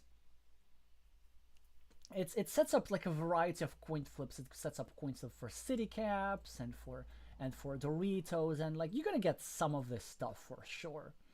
You choose the meeple, which makes sense, but I actually prefer the farmer there for two reasons. Well, first of all, if Viv gets a road tile, he's just gonna go over here and be the first on the field. And second, this is still relatively vulnerable, so at the very least, if this gets blocked, you're going to lose one meeple and not two. Because if you just lose this monastery meeple, you're not going to lose the game if you pick up a couple of city caps along the way. So I prefer the farmer there. You see the Viv immediately farms. We continue the city at the bottom.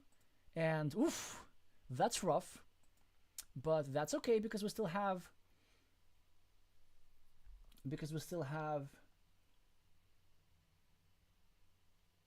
tiles that can either unify and make a big ruin or can separate everything. Okay, so you went over here. Actually, I strongly dislike this move. I mean, I know that you can't finish the city because you'll be obstructing your square. And this move, yeah, it's nice that it's obstructing this city cap. But what it really does is that it helps Viv with this city. Generally, I've seen this like up to like up to 600 rated players. No, like really high rated players do this, but it's just allowing your opponent to get a Dorito and snatch the city cap. It's all that this move does. And I know that maybe you want to draw the city cap before your opponent does the city cap.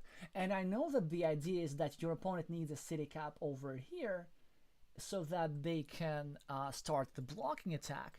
And so then maybe you're going to get the next city cap here. But actually, a stronger move is to point the city cap sideways. And in that case, if your opponent meeples this city cap, and sets up a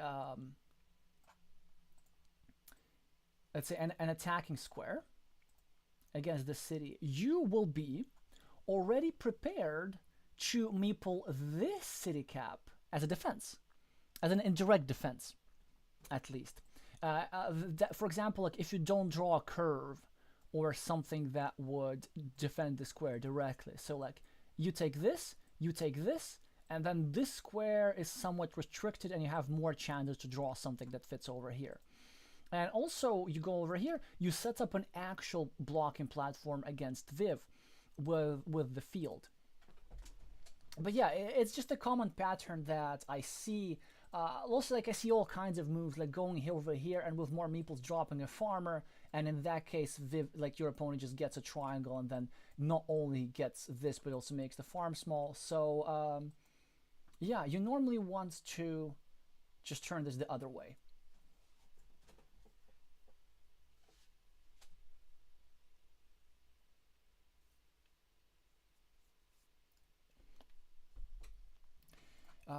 Alrighty. Yeah, Viv. Oh, and look at what happened. You also created another blocking platform for Viv. Because you see, before that, it was only possible to block with a city tile, and now with a field tile, he goes, yeah, sure, I'm gonna try. And then imagine what you do now if you get a straight line. So, yeah, there was another reason. You actually ended up sort of starting to, but hey, that's okay. We go over here. Part of me even wants to drop a farmer here to be efficient. Unfortunately, we can't afford that. Oh, and Viv gets the Dorito just as I was talking about. So, luckily we get the Dorito soon enough, and that's the game.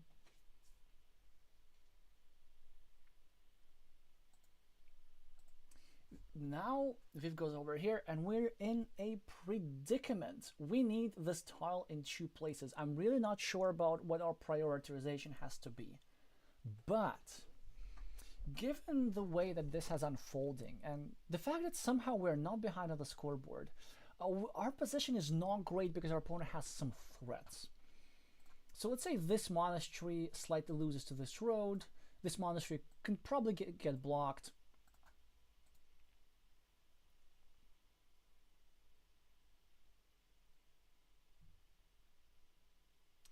Can probably get blocked. Yeah, so it's really the main issue is just these threats over here. This threat in particular, yeah, I don't know, because like, I mean, I want to do this, but I also want to do this, because like strategically, well, this meeple's not coming back anytime soon. Sure, there are splitter tiles left, but like imagine if we get this splitter tile, then we go here, and then opponent gets the other splitter tile, and then finishes this city. We also could get a small splitter tile here, but I wouldn't necessarily count on it. Because like I really like going over here and just using our blocked meeples to get like 15 points here. So yeah, it's a very tricky situation because we need the same tile in both places. So I'm very curious to hear what's... Yeah, he's saying he only has one meeple, but one meeple is really all he needs because like okay, he's threatening a city cap. Like if you go over here, which is what you did, and I can't blame you for that. I would have probably, and you see like he got the thing. So then he can still use city caps here or here to continue building up. Or he can use Doritos here. He can use curves here for defense.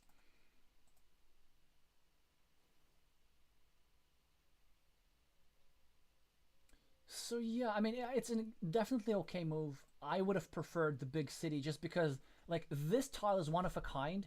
You're never gonna get a tile that connects everything over here so smoothly.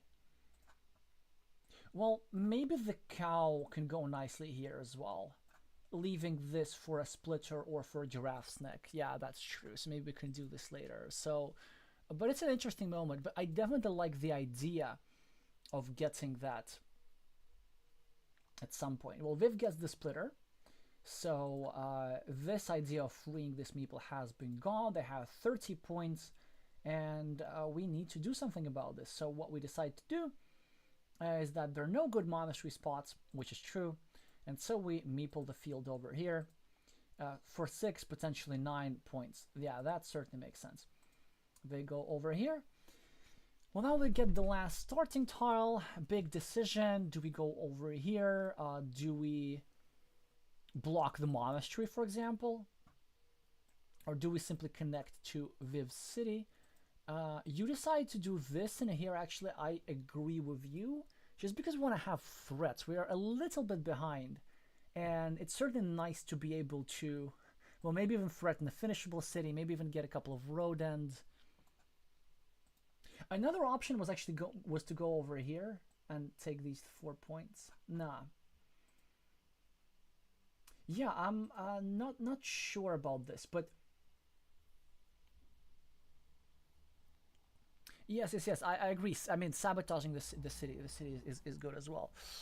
Now, with this move, it's like, how badly do we want this road meeples back? on a board which barely has road ends. And on a board where there are no splitters, so there's no threat of your opponent completing this city. Yeah, maybe I would just use this tile to connect. But again, not sure. Yeah, they're now getting all these Dorito tiles. Well, here we need to do something, so we connect to the city, and we allow ourselves the opportunity of a splitter or a giraffe's neck, so that's certainly very nice. Viv tries connecting to the field, which makes sense, and now it's time to attack the city, because otherwise it's just getting too big. They're starting a blocking attack, we just get to continue the road.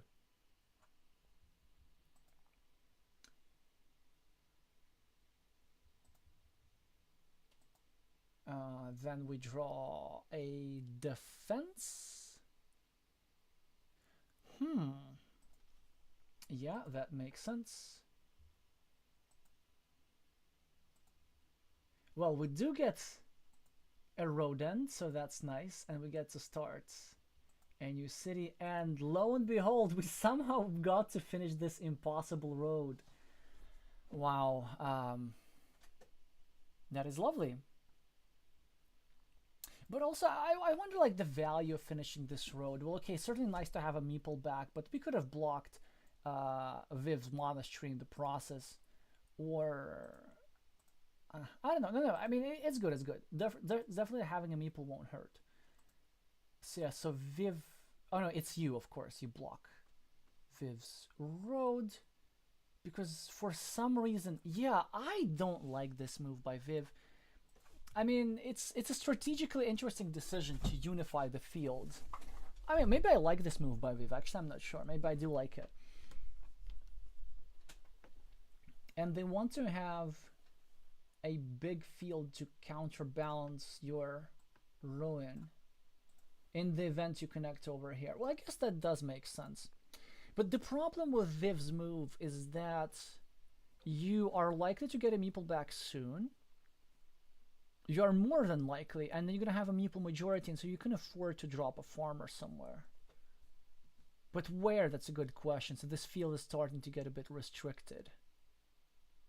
Yeah, maybe I do like Viv's move. So it's a big strategic decision to unify everything over here and go for a big field.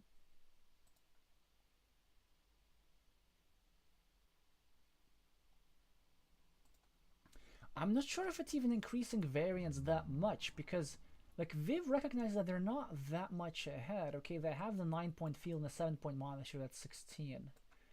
This advantage of 8 points could go away if you draw this.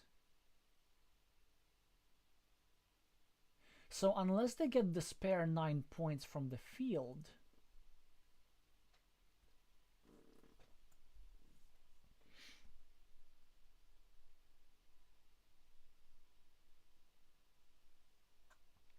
counterbalancing these threats over here seems in order. Yeah, I'd rather like this.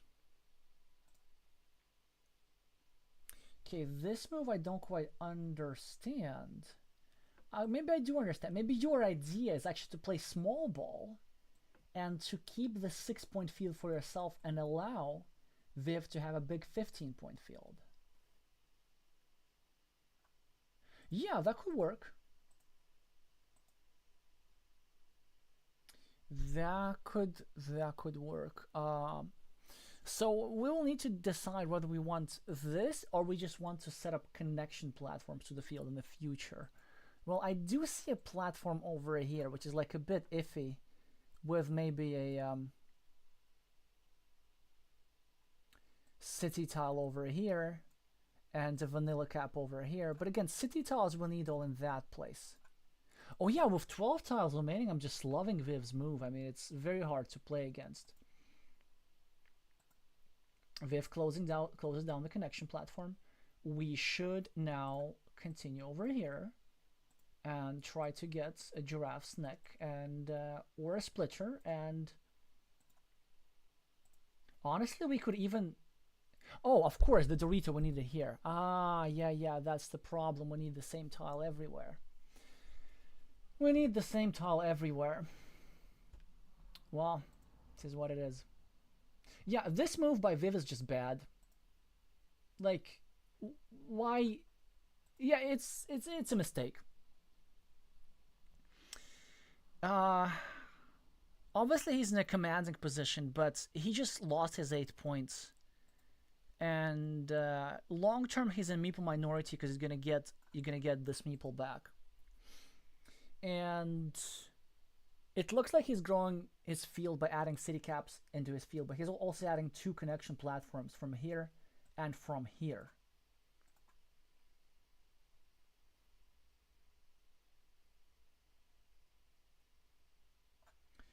But let's have a look. Can Viv win without growing this field? I think he can, because like he's -2. He's plus, well, at least so far he's +9 until you've joined. So it's +7, +14 because of the monastery.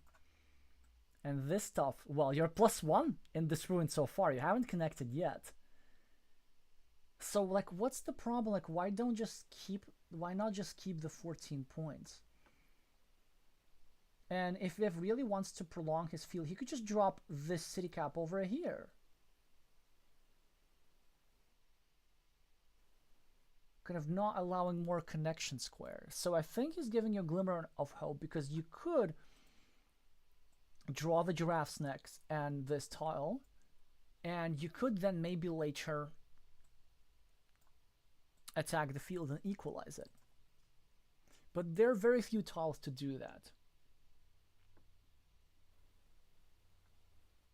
Yeah, exactly. Same move, 1 spot higher.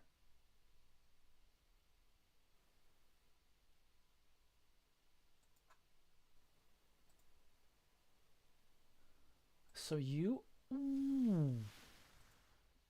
Ah, so you forego that idea and you choose to attack the farm. I'm not sure how much I like this, actually.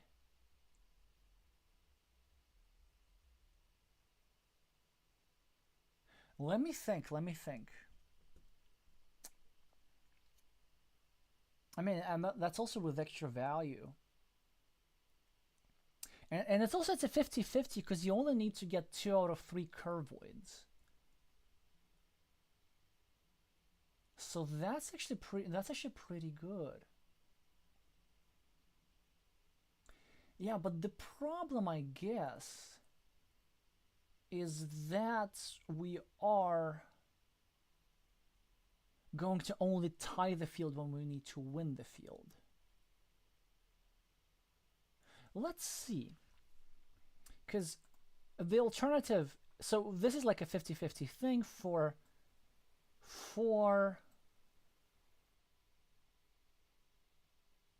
to get 9 more points, essentially.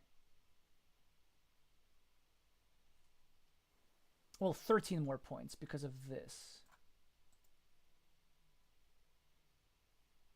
4 for the road, 9 extra for the field. Well, presumably a couple more might appear over here. Whereas if you go over here, that's +3. And a 50-50 chance to get the giraffe neck, which would be +8 extra. Yeah, I guess this does seem more sound. But the thing is, like, this one doesn't require the investment of a meeple. And I think here, you know what, I probably prefer the strategy of placing this tile over here, so that we can be on standby with the field. Because like Viv doesn't really know if he wants to get the curve and let you in, because if he lets you in, you get another curve and go over here. So maybe you can win this game by getting this ruin. There'll be 11 points. Wait, again, that's 3, and then 10 extra, that's 13. Without the investment, 13 points without the investment of a meeple. I mean, that is a lot compared to 13 points with investment of a meeple. Yeah, also, like, having this city cap open is actually quite nice because you can set up, like little 6 point moves, finish a city cap, drop a farmer towards the end of the game. So yeah, I think I prefer the other strategy here.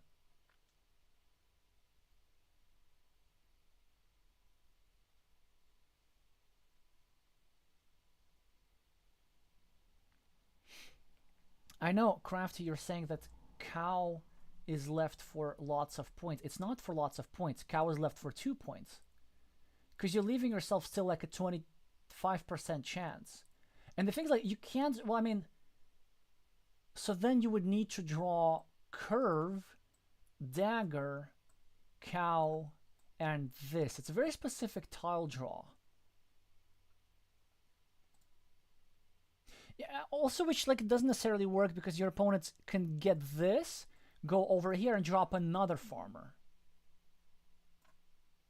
And now they get a form of insurance because like you can't get both the curves and all of their city caps and this. Yeah, so I honestly like I think this wins like 0% of the time. I guess against somebody who knows the tile, like exactly zero. Simply because there's just not enough things to do everything, and Viv has counter threats everywhere.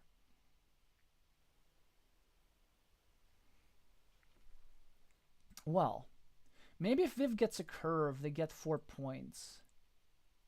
And then you could think of dropping a third farmer if they're sloppy.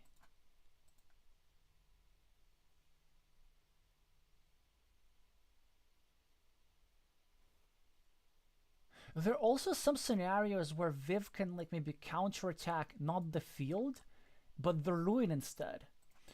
They can get the cow, and then they can try and get 13 points over here. And the field is sort of similar in size. And then they win because they're extra monastery. So something like this. Again, like I'm not completely sure because it's quite hard to calculate, but it seems to me. Yeah, I know. But exactly, he has 75% chance of getting the curve and connecting the small field. If he chooses to do that, then you attack the field when you know for sure that like you can get this. Um,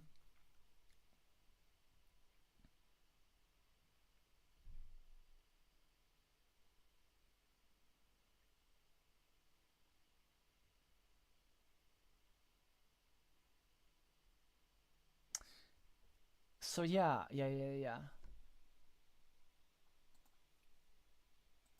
And actually, let me think. Even if he draws the curve, let us think about this. Because if he draws a curve, he goes over here. We get 13 points here. Then we're actually equal because we're having.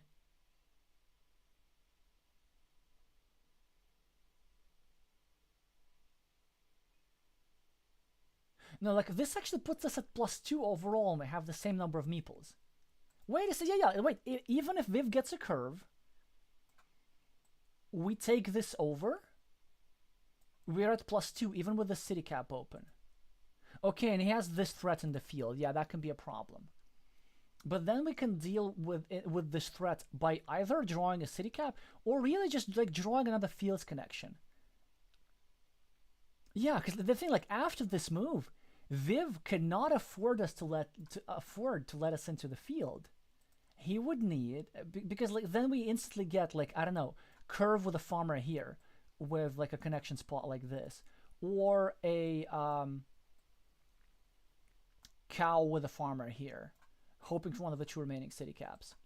So yeah, again like very tricky, complicated position, but one I think we should have punished Viv for the overconfidence over here, creating all these connection platforms, and very often in this pattern where there are two farmers in the main field and there's one farmer in the smaller field, very often the correct strategy is just to stay put and then like with 4 tiles remaining decide either to separate this farm or to attack this field with a second meeple. So this very often happens, like your win condition choice has to be postponed until a very, very long time. So yeah. Also, what's not helping us is the fact that we were the second player. All this situation with Mexican standoffs of farmers, they greatly favor the starting player because the starting player gets to draw the last tile and then decide whether they want to eat up this poor meeple of 6 points or not, because the majority is not sufficient. So yeah, but we continue. Viv gets the cow, and honestly, I feel like he should drop a farmer here. That would have been just a fantastic move. Farmer, like, so beautiful. Because look at this. No matter what you get over here, he's gonna have 3 or even 4 reconnecting tiles to the farm. That would just be beautiful. But he didn't do that. Because now, actually, wait a second. That was a blunder by Viv. Because it gave us a chance. If you're crafty, imagine if we draw like the vanilla. Then we go over here and we get another farmer. And with one curve, we get 4 points and 2 farmers into the field at the same time. And we also get the threat of this farmer. And we also get like a vanilla city cap in our field, and that's it. Like, okay, so the Frenchman is fallible. We saw that. I think they really needed to drop a farmer there. And unfortunately, we don't actually draw the tile that we want. I mean, we want it, but just a move later. Yeah, we have to complete the connection. And now our strategy has changed, and we can absolutely still win this. Now, Viv gets the giraffe's neck. Well, not that it does matter, because he got the cow anyway, so this idea is gone. And then, instead of securing the game by going over here and dropping a farmer, well, that wouldn't secure the game, but that would give him like a 95% chance of... That would give him a 95% chance of winning. I think they should take this at this point.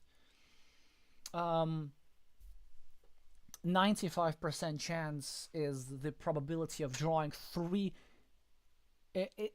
is to dodging a specific tile draw with 6 tiles remaining. Yeah, because they go over here, drop a farmer that they can win. Instead, they go over here, and then they allow us to do something very nice. Now, let's think about this.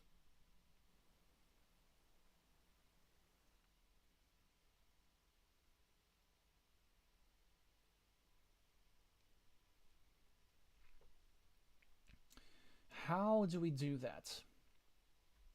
Because I think this endgame is winnable. So we are at +6. Because of the monastery, we are at -1. Because of this city, we are at equal. Yay! This here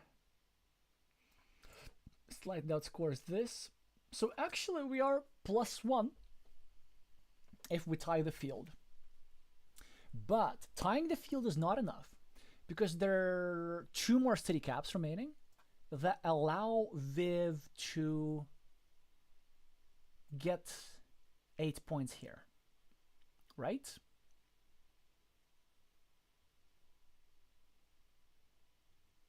Well, I mean, yeah, let's say 8 points here, because you're gonna drop a farmer as well for 3 points. So I think the move that we need to play... Well, we need to try to connect to the field. And then we can... So, okay, the 5 tiles remaining. And we are going to need 2 out of those particular 5 tiles. But the field is big enough that I don't think Viv can outrun the field.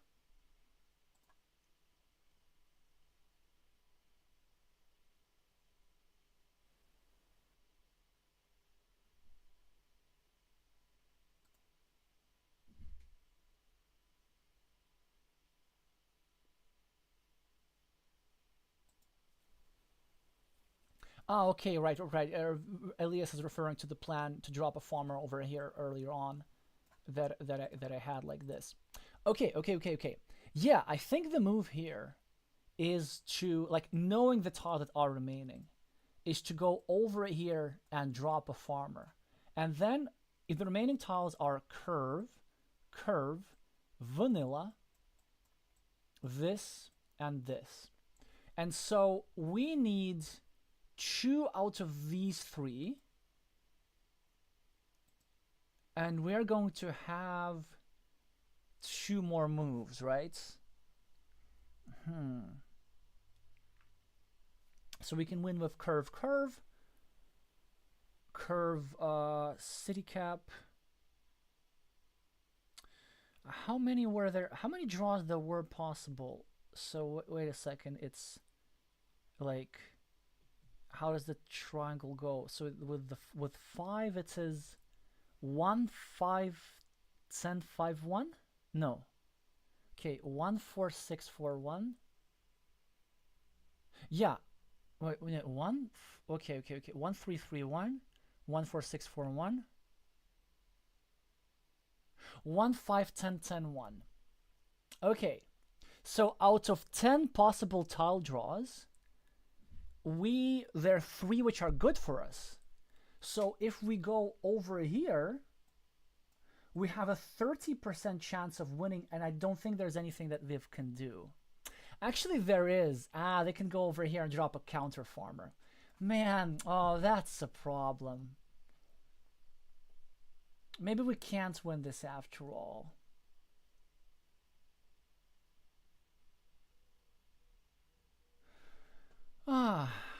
Yeah, if we go over here, it doesn't really change, does it?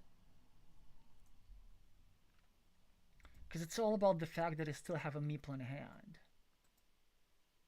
Now we could also go over here and hope for a specific combination. We can go over here, and then our chance is going to be 20%. We can get one of the 2 combinations of this and this, because there are 2 curves available. But the problem, if we do that, then our opponents can still get a straight line and go over here.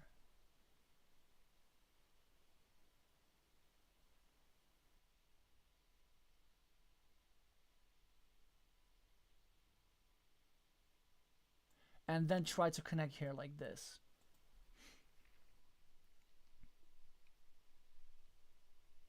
Yeah, and then they're just bound to get the 3rd curve. But you know what, actually? If we go over here, then if our opponent draws a curve immediately, no, they're still going to go over here. And then connect, and then they can even connect here through the straight line. So yeah, so this plan doesn't work either. But I think we do have a winning shot. It's slim, but it's doable. And we can calculate the percentages afterwards. We go over here and drop a farmer, and then we hope, and we hope, and we hope for the 1 in 5 chance that our opponent gets this tile, because this is the only tile with which they cannot farm. And then we need to hope that immediately we get, of course, either their city cap or the curve, and then we place it over here, and that our last tile is going to be a curve so that we get to connect over here. So we go over here, we drop a farmer, we hope that our opponent gets this and finishes their city. Then we sneak in over here before our opponent manages to climb back, and then on the last move we go over here. Now, actually, I don't think it works for a crazy idea. So first of all, we can do that, and the chances of that is actually 1 in 30, which is like a 3% chance to win the game. Still, 3% chance beats 0, so we should try this. But Viv has an amazing response.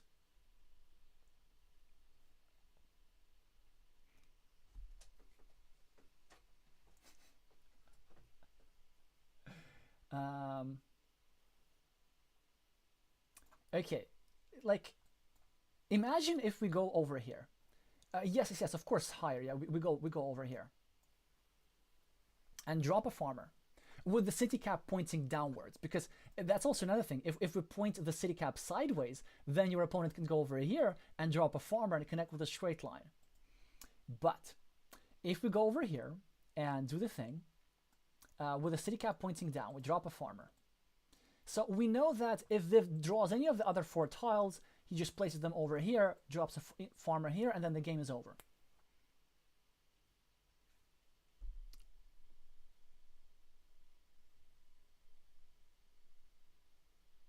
Wait! Or is the game over? Because I can see another winning sequence in that case. Then we win. Oh, just look at that. You know how we can win in that case? Here we go over here, we drop a farmer. Viv goes over here with whichever tile, yeah? And drops a farmer here. Then we win if our next tile is a city with any city cap plus crossroads combination. Because then we go here to block this guy. Because remember, we are still at +1 in this position. So we go over here with a city cap to block this guy so that Viv cannot finish his city. Because the 2 city caps are different kinds. If we get the vanilla, then we block the clover. And if we get the clover, then we block the vanilla. And then, regardless, let's say Viv connects over here so that we are not left with a 3-point farm. And then we just draw one of the 2 curves on the last tile like a normal person. So that's a scenario how we can win. So it turns out if we go over here for the attempt for a field takeover, the only reason that why we need a field takeover is for the event that Viv finishes his city. But if Viv doesn't finish his city, there's no need in the field takeover because equalizing the field is just enough. Wow.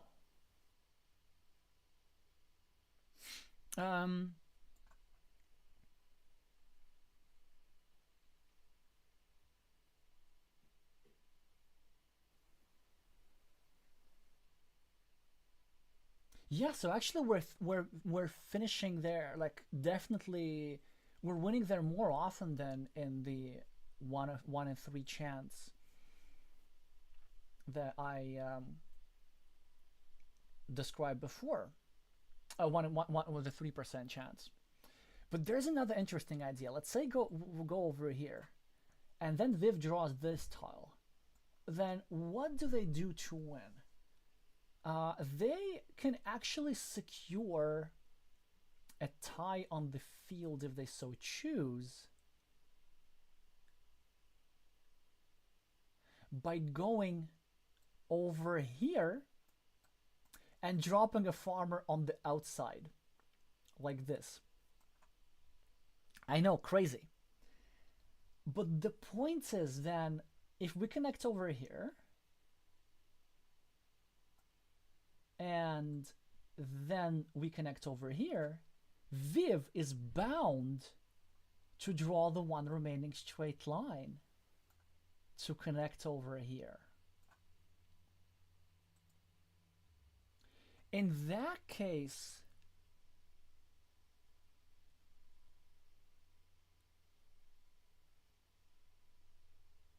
we are going to win by 1 point because the game is going to be tied.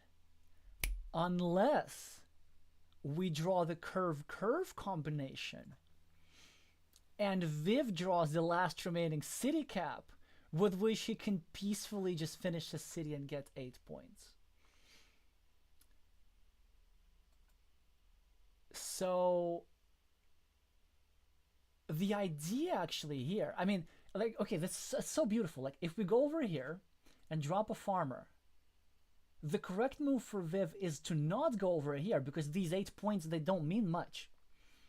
The correct Viv is to go over here and drop a crazy back-to-back farmer like this on the outside of the crossroads. Because then we don't have enough time to block. We have to connect here and here. And if we connect here, this means that Viv was going to have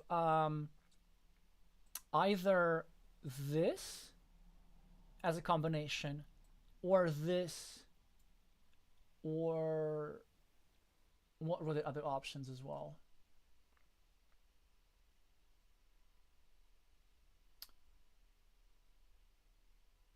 But anyway, my main point is that it reduces our winning combinations because we not only need to draw both tiles that connect both of these meeples, but we also need to dodge the city cap that Viv has for completing his city.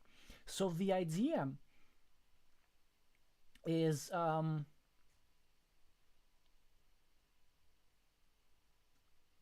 yeah, the idea for Viv yes, is that from the winning combinations that we have, which is any two of these. So our winning combinations are curve, curve, city cap, curve, and city cap, curve. These are the three options because they're two different curves, so we need to count them in. After we drop a farmer here, and then Viv draws the clover, by going over here and dropping a farmer like this, he's actually eliminating these two combinations from our possibilities, leaving us only with the option curve, curve, securing his game at an 83% chance at a 5 and 6 option. Like I'm talking about Viv's next move. But he would need to find that sort of farmer. Oh, these end games. Okay, time to read the chat.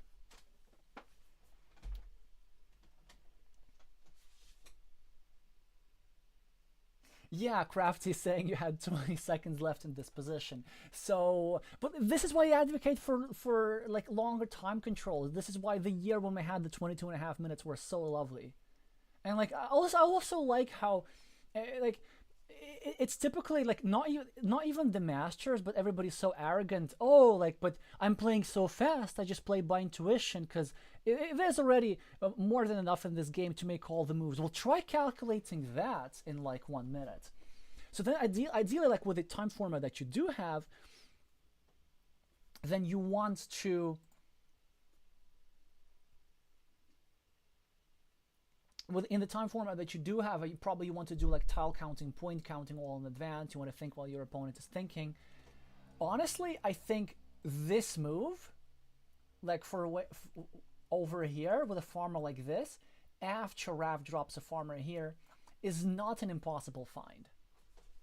But yeah, it turns out, I think it turns out that the well, basically Rav's best chance is to go over here. And then there are a variety of winning combinations. So the winning combinations are, if we go over here, and if our opponent drops a farmer here, then we win with all kinds of combinations where we have city cap curve. And actually, city cap curve is like, it's not bad at all. It's okay, we go, imagine like we go over here, our opponent gets a straight line, they go over here. Then after this position,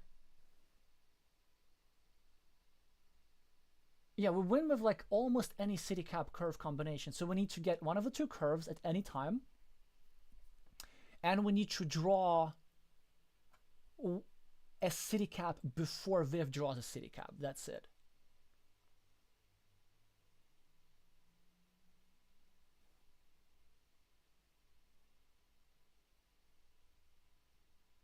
Which is like I can't count, but I think it's like very close to 1 in 3. So basically, our chances over here, I'm not sure what they exactly are, but they're decent. Like they're non-existent. All of these super precise move needs to be found. But the main point is that the point of connecting the farm is here and not here. All right. Well, in the game you did go over here. As we know now, it is a move that's actually, I think, never wins. Simply because we need this platform to, well, for two reasons: to try and threaten the block of the city, and in case your opponent draws the clover, to use this connection square instead of this connection square, so that this connection platform is eliminated. I'm excited about this. These are so complicated endgames.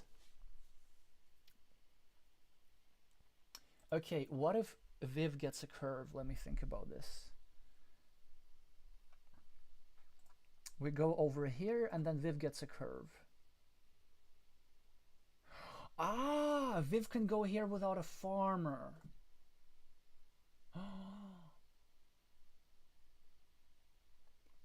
Yeah, that's true. Viv can just go here without a farmer. Wait, but no! Viv cannot go there without a farmer. Because then we can still win. Look at this, look at this, look at this. Okay, we go over here. Viv goes here to do the, how do you call this? The Sophie's Choice block, right? Knowing that we need a curve in two places. But then, again, we don't need to win the field in order to win. Then we can just need to get one of the city caps, to get 3 points over here for our field and to block Viv's city, bringing us from +1 to +4.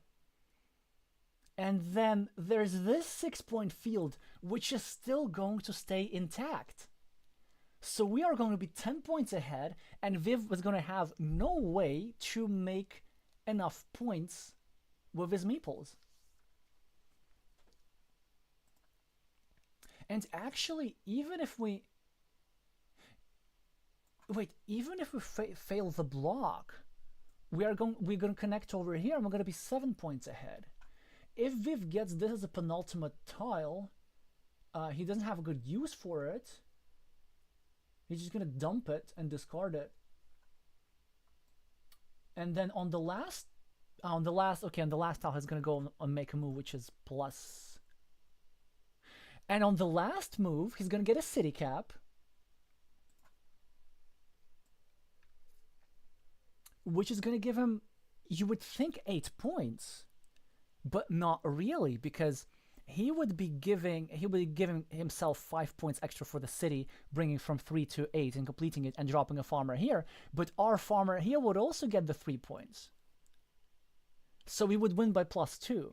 So this means that the idea of the Sophie's Choice block does not work, which means that Viv does have to drop a farmer there. Making sure, forcing us to connect this farmer, losing our 6 points, rather than this 0-point farmer. Oh man, so complicated, so complicated. So it does turn out that the counterintuitive move, Crafty, was to still go and have the farmer there. It just allowed for more winning options. And honestly, like, this game was, with endgame, was way more winnable than I thought. But obviously still required a specific tile draw, and like Viv did had the greater winning chance, but with this move over here, he opened up these opportunities. And again, going over here, like, opened up all these opportunities for complete field takeover. So I definitely really like what you started doing. Okay, didn't go for an imbalance, went for the field, and yeah, it turned out that it was totally winnable. Well, by the way, as Viv, actually, instead of, like, this was an imprecision by Viv. You know what? I think he should have dropped a farmer here instead of starting this city, because at the time there were still 2 city caps remaining, and there were still this Dorito, and no, and 2 curves remaining. And by going over here, he would kind of really force you. Actually, no. I mean, yeah. No, I mean, no. Viv should have gone over here. What I'm talking, and clinched the 95%, which he had. So yeah. So as you see, your opponent is also not playing precisely. But the main issue that we needed to confirm is that this platform at the bottom was more important because of this city blocking motif. And oh, I am smiling right now.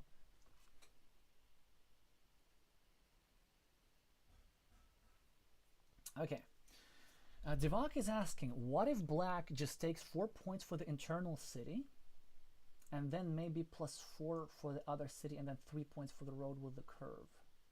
So that's 11. Okay, you need to be more specific, Divaka. In which scenario, at which point? You mean after, well, presumably after Craft Wrap drops the tile here. Oh, but then it's not going to be enough. Because assuming the complete field takeover, then we're going to be at +16. We're going to have 15 points for the field as Crafty. And Viv gets 5. Yeah, Viv just doesn't get enough. So I think maybe we're talking about something else.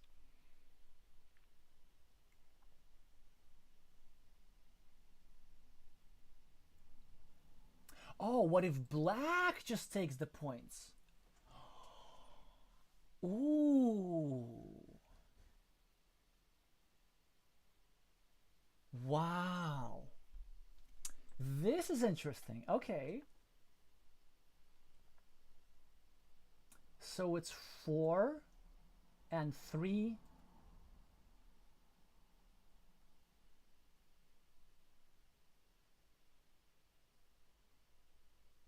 Yeah, but then if we just take the points, we need one of the curves, so we can't get both city caps. And then Viv is going to draw one of the city caps here and score 8 points here.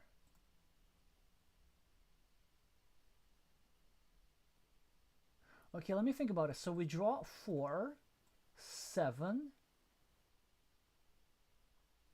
Oh, okay, so you're looking for a specific combination. You're looking for this plus clover plus road in a particular order. Or this plus the other city cap plus road. Huh. So we could get a maximum of 4, 4, 3. That's 11, putting us at +12. And the maximum of what Viv could get would be 8 here. And maybe 3 somewhere. So that would be 11. So we would win by +1. What? It's possible. It was possible to win this game with quick points? Just quick points? But wait a second. If we take that approach, maybe Viv has a winning chance, like a greater winning chance. So let's say we just take an internal city, which puts us at +4, presuming at +5, presuming that the field is shared. Then Viv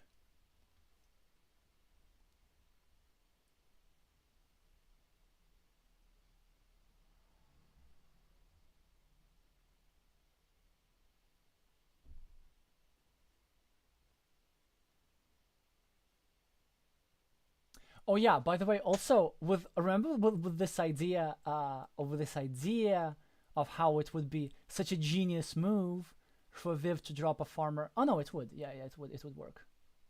Obviously it would work. Yeah, because obviously. Okay. I want to talk about. I will get back to this. Like if you go over here and drop a farmer, my assumption was that Crafty would connect here, and Viv would connect here. But in that scenario, if Crafty connects over here, then Viv gets to connect through a straight line and a city cap like this. So he gets to weasel down like through this zigzaggy pattern. So it's actually even more beautiful that way. I mean, I can't. Anyway, it's such a pity that it doesn't happen in the game.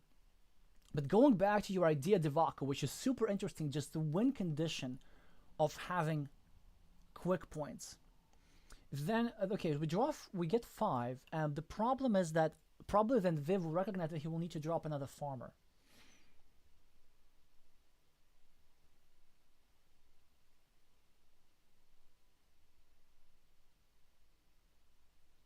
Yeah, and then Viv would probably need to, let's say, drop a farmer here actually, to get points. Yeah, he would drop his last farmer here with basically any tile except the clover.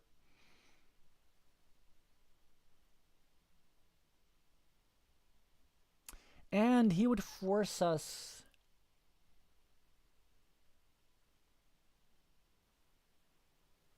to either back-to-back curves, which would give us only 8 points in total, because only a 4-point road, right? So let's say, okay, if Viv gets a straight line, gets a farmer over here, after we've taken 4 points for this city, well, or for this city, doesn't matter which one. Actually, yeah, let's say for this city. But like, okay, that's a problem. Like, if we score 4 points for this city, then with a straight line, Viv can drop a farmer over here and guarantee himself a connection, because he's threatening 2 curves and 1 vanilla in this spot. So that's bad. So then we would need to take this 4-point city. Oh, which is not a problem, yeah. Then Viv gets a straight line, goes over here.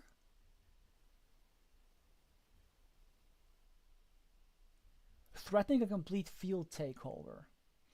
So this would mean we would need to, whatever tile we would need to put over here for blocking, either a curve or a vanilla. That all works wonderful. And then on the last time we would need to get a curve. So then we would get ourselves for 8. We would be at +8 in total. +1 because we already are +1, +4 because of the city, +3 because of the road, so that's +8. But then this means that Viv would draw the barbed wire tile. And they would go over here. Wait, and score 8 points. And they would get 3 points for this farmer, so that would be 8 points. So then he would tie the game. So it would be a tie. Unless he draws this tile first. In which case he's going to have a meeple back. And then just take 1 point for road or something. Yeah, I mean, very, very interesting. And actually, oh wait, but a tie is good for us. So a tie is basically a win for Crafty because of the championship format. Honestly, that's an excellent idea. I'm not sure exactly. I think we would need to go through the permutation. But it's such a counterintuitive idea, Devaka, to just not go for the field at all and be okay with your opponent dropping another farmer, knowing that you maybe will be able to block. But you know what? There is a problem. If your opponent gets a curve,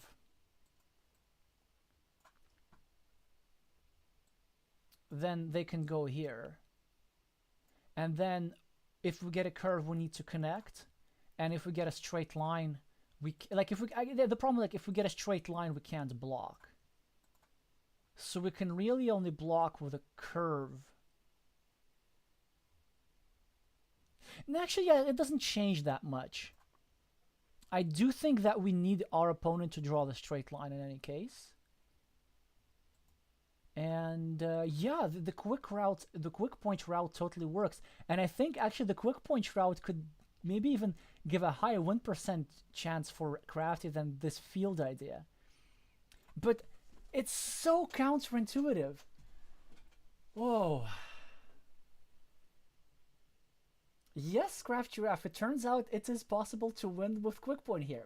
That's a brilliant find, Devaka. Wow. Honestly, this was like not the reason why I wanted to analyze this game, because I thought like sort of, okay, the first game is for the interesting end game, the second game is for opening stuff. But yeah, that's how it is. Okay, you know what? We've been here for 3 hours. I mean, let's just see how the game ends, because obviously Viv drew the tile that Crafty needed anyway.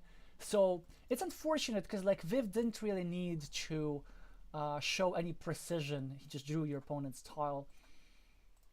Well, yeah, Crafty.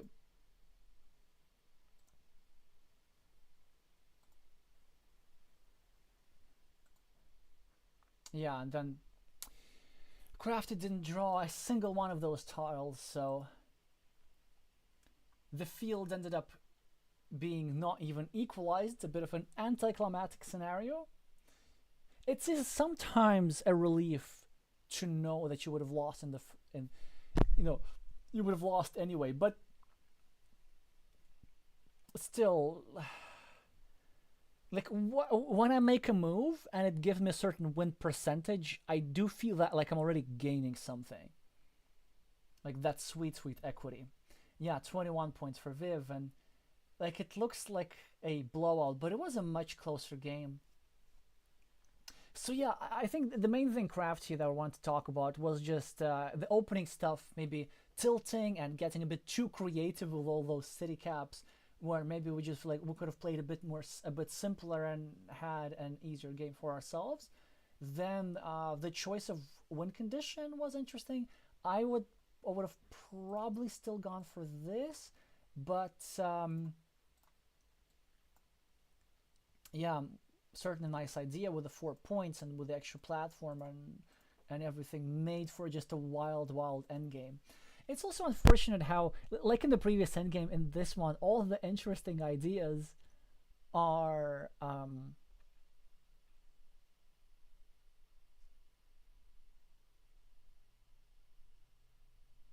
all the interesting ideas happen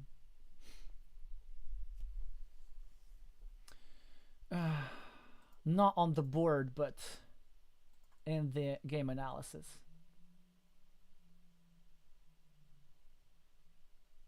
All right, yeah, thank you so much for sharing this game. I'm thinking of taking a bit of a break, but we've been here 3 hours and I have one more game to go through.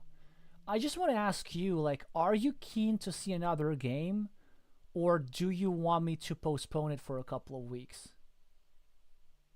So I'm gonna vote in the audience, like who's up for an hour more. And in the meantime, I'm going to get myself a hot beverage regardless, and then come back for your answers.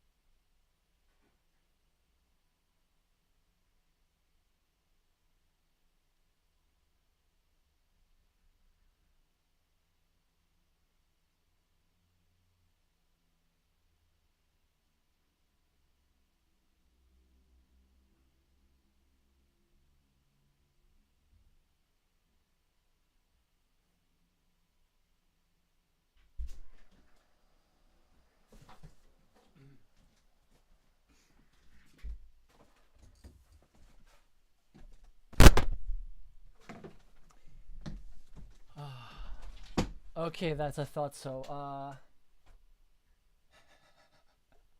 So 2-1, more stuff it is. So, the third game was sent to us by Ever, and this is from the World Team Carcassonne Online Championship bronze medal game, bronze medal match, and it was just very interesting. Um, it's mostly about win conditions and the choice of win conditions. Wait. How do we do this? Yes. There we go. This one maybe I can be a little bit quicker because we can start with some normal moves.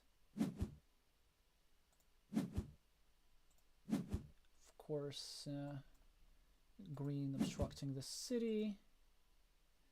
Reds, that's our protagonist. Trying to finish Loop Road. First monastery goes for Siegfried, that's our opponent. We start a new city, restricting the other city cap, of course. And this is where it all starts. Now, of course, Siegfried is not going to go over here. He's going to add this tile to us. But actually, it's not a bad tile to have, because we get to do a bunch of interesting things. Now, what Ever here played is something that I wouldn't do. I'm kind of curious to know what you'd do here. I see two options.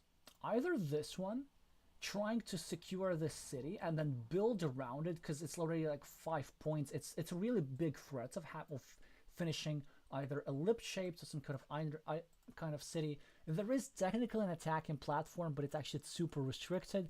There are only 5 tiles that fits here as attacking tiles, and only 3 of them are really good ones.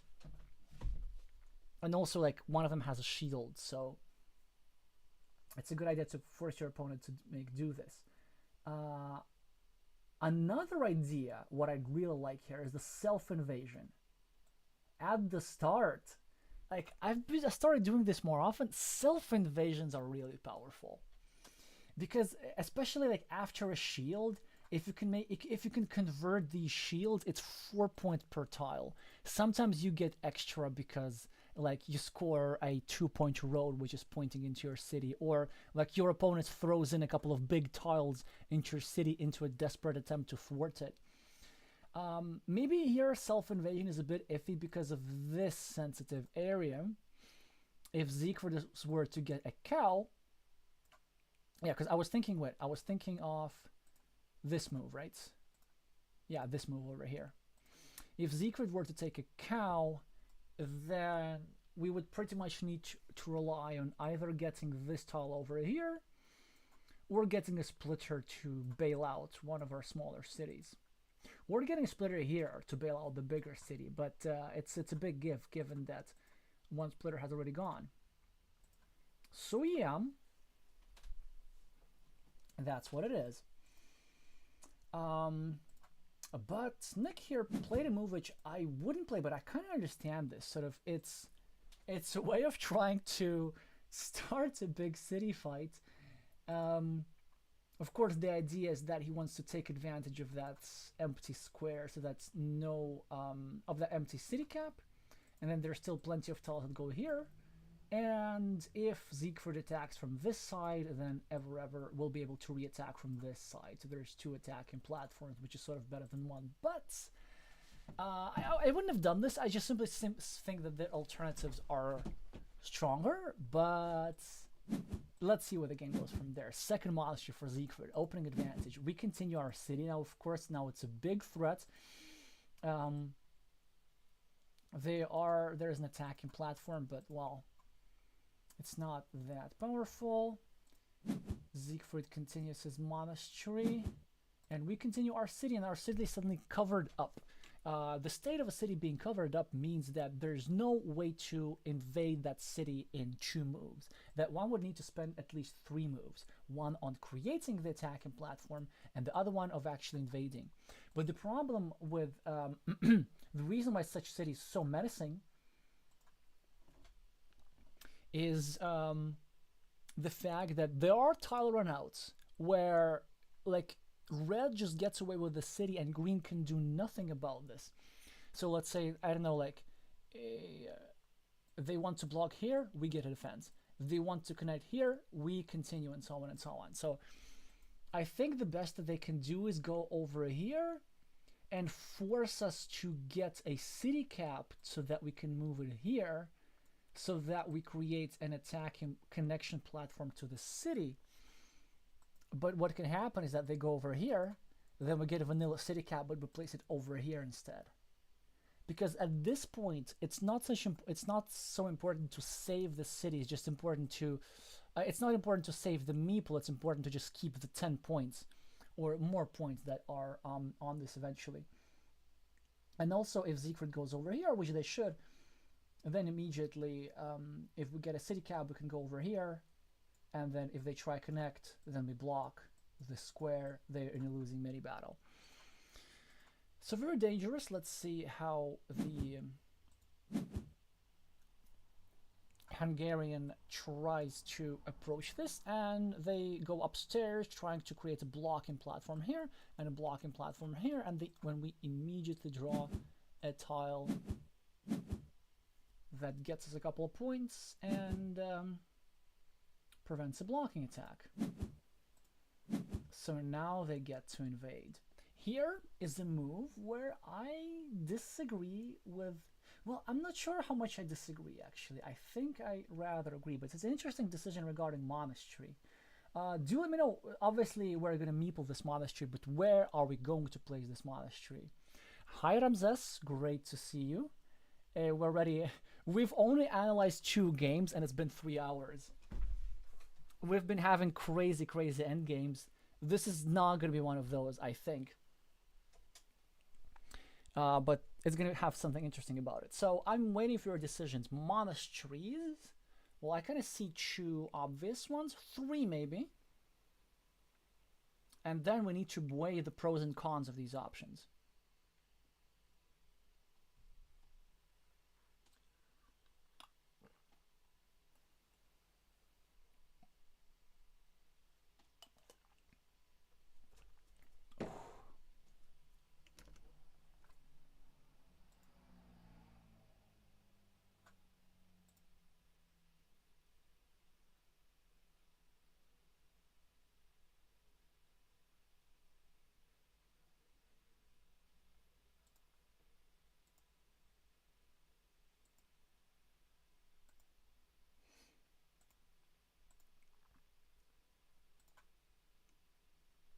I'm waiting.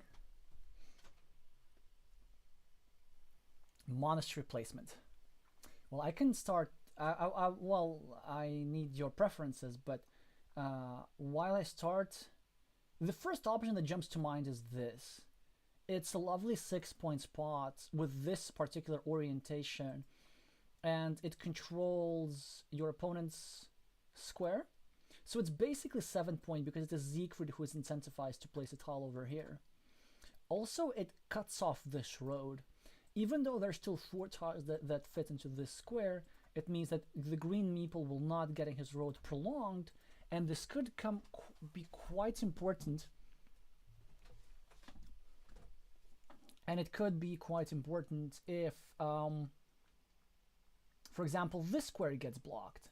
Then this meeple will be capped at just 3 points, so roughly equaling this red meeple and not getting an advantage into a mini battle. Now, something like this is an option, but I don't like it because it's just helping your opponent prolong this road in perpetuity. It has advantages that having this road end is pretty nice, but given that all the 3 out of the 4 starting tiles are out, with a cow tile, our opponents can actually create us a little bit of hurt. So I think this is inferior. Another option is to go over here and control these two monasteries, with the idea that Siegfried will need to build up here to get his meeples back, but he's going to give us more points anyway in the process. And it also actually makes it restricts the monastery a little bit, because it makes it that the number of patterns how green can continue this monastery in this case is limited. So let's say if green gets like a straight line, he can continue the monastery like this, or he can get like a couple of city caps, or like 2 Doritos if you want. All of these are legit ways. Okay, well for now he needs the Doritos elsewhere, but that's besides the point. And by going over here, we're reducing the suitable patterns for our opponents, and also we can make some aggressive moves with tempo. Let's say if we get a crossroads, we get to go over here, score 2 points, and maybe we get to score 2 points here, score 2 points here, starting sort of attacking all these squares. And given that our opponent says that no meeples and no points almost, it would be a good idea to do that.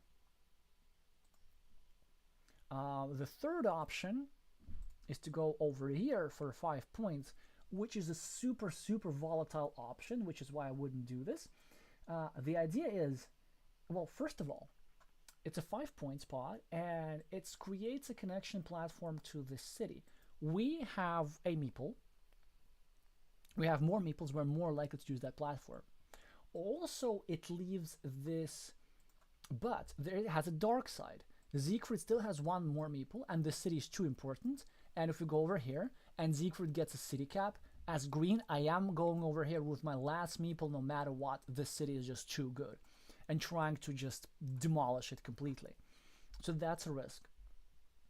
But another good thing about this monastery placement is, well, first of all, whoever actually gets to connect, they get to add 2 monastery points almost automatically to us.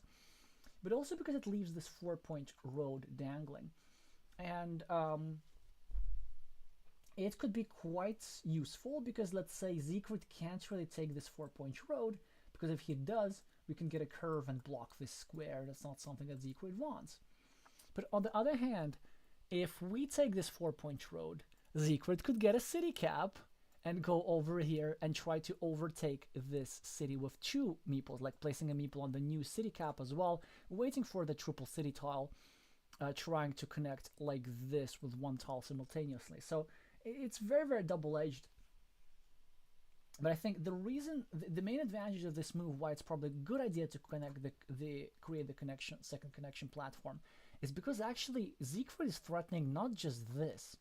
Siegfried is threatening a more aggressive pattern of getting a Dorito, another Dorito, and then a triple city. So for example, if he gets like one of those.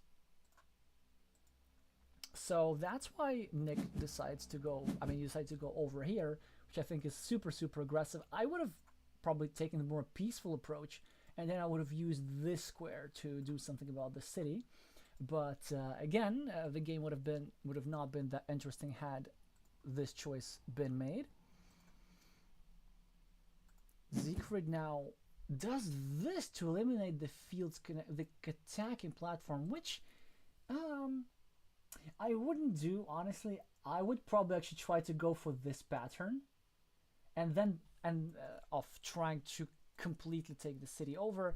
But I know I can understand this move as well, just because the invasion from Ever was so powerful. And now we see how red invades again, which they should, and this is so agonizing. What would you do as green here? I mean, I know green is our opponent, but it's a very tricky decision, because obviously you need to do something. Like, you can't just finish the city cap and wait for a Dorito tile to try and equalize this, because it's more likely that your opponent draws a Dorito tile first. And if we go over here, we're definitely reducing the chances for our opponents, but actually not by much. Well, first of all, if we go over here, finish the city, the probabilities that we're getting are not that great. What we're saying essentially is that we want to draw one of the 4 Doritos to do this and leave this guy stranded. Before our opponent draws one of the 4 Doritos, or the splitter, before our opponent draws one of the 4 Doritos, or one of the 4 cows. So having 4 tiles against 8 is actually not ideal. And in reality, it's actually 5 against 9, because whoever draws the splitter goes over here, finishing this red city with 4 points, and just going over here to try and take over the city completely. So this is why green probably wisely opts to simply give 4 points to red, just to prevent that threat of red entering. So that's a big gain for red here, which was the whole idea behind this monastery in the first place.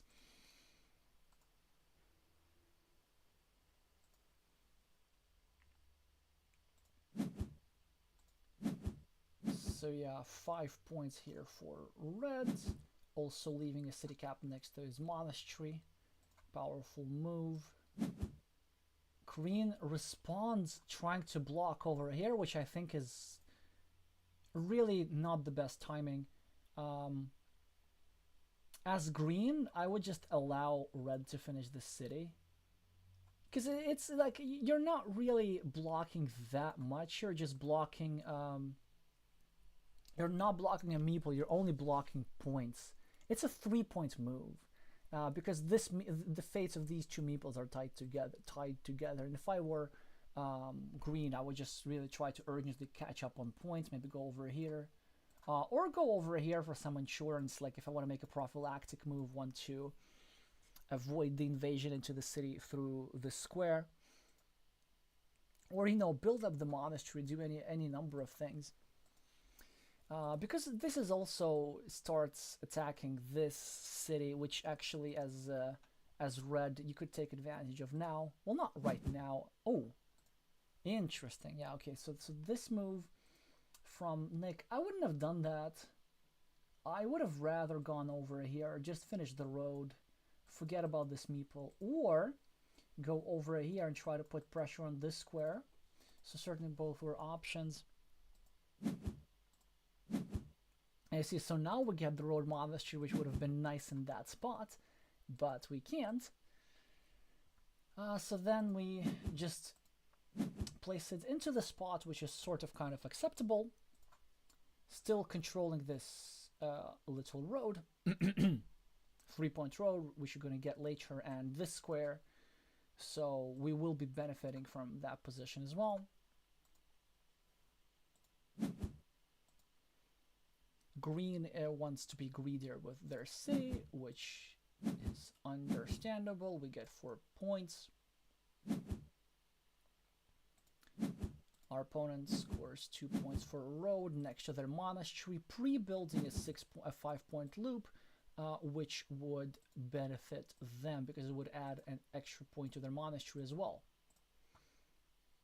Now here, we probably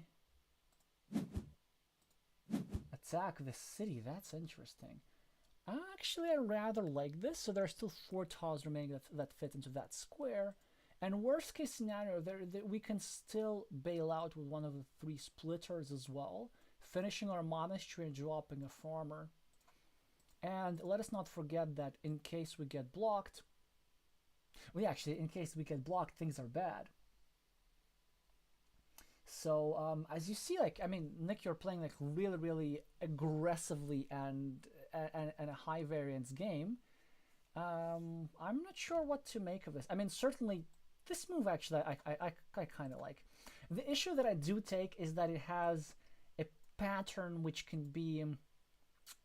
is easy for blocking, because there's a piece of road and a piece of field, which means that with almost any tiles, Siegfried is going to create a blocking platform on the next move, and in some scenarios you do get to lose those 2 meeples, maybe 30-40%, up to 30-40% of the time.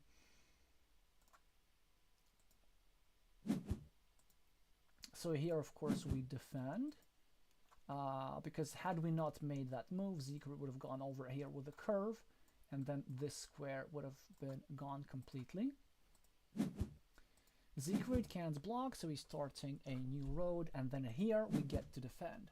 Now, no need to invest another meeple because we already have a 2 versus 1 majority into this in the city. So just it's a matter of time before we finish it. So that's why the Hungarian tries to prolong this city to create new squares for attacking it.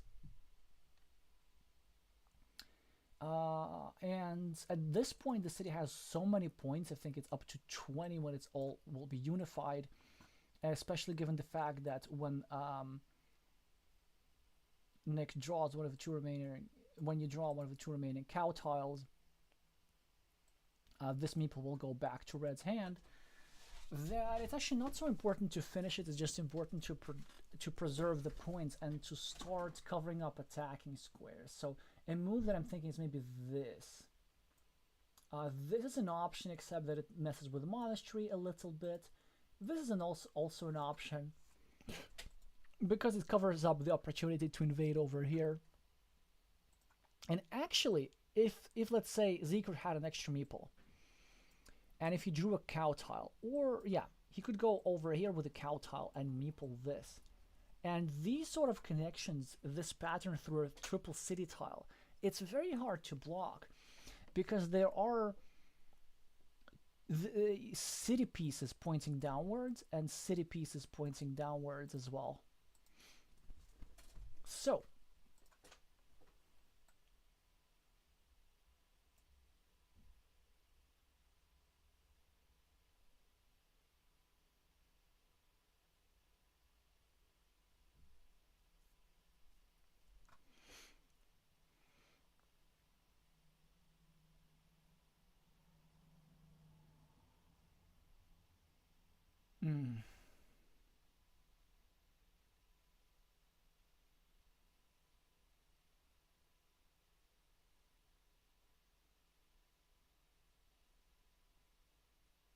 well, yeah, what was I saying? So the idea, for example, like if Nick, like after this attack,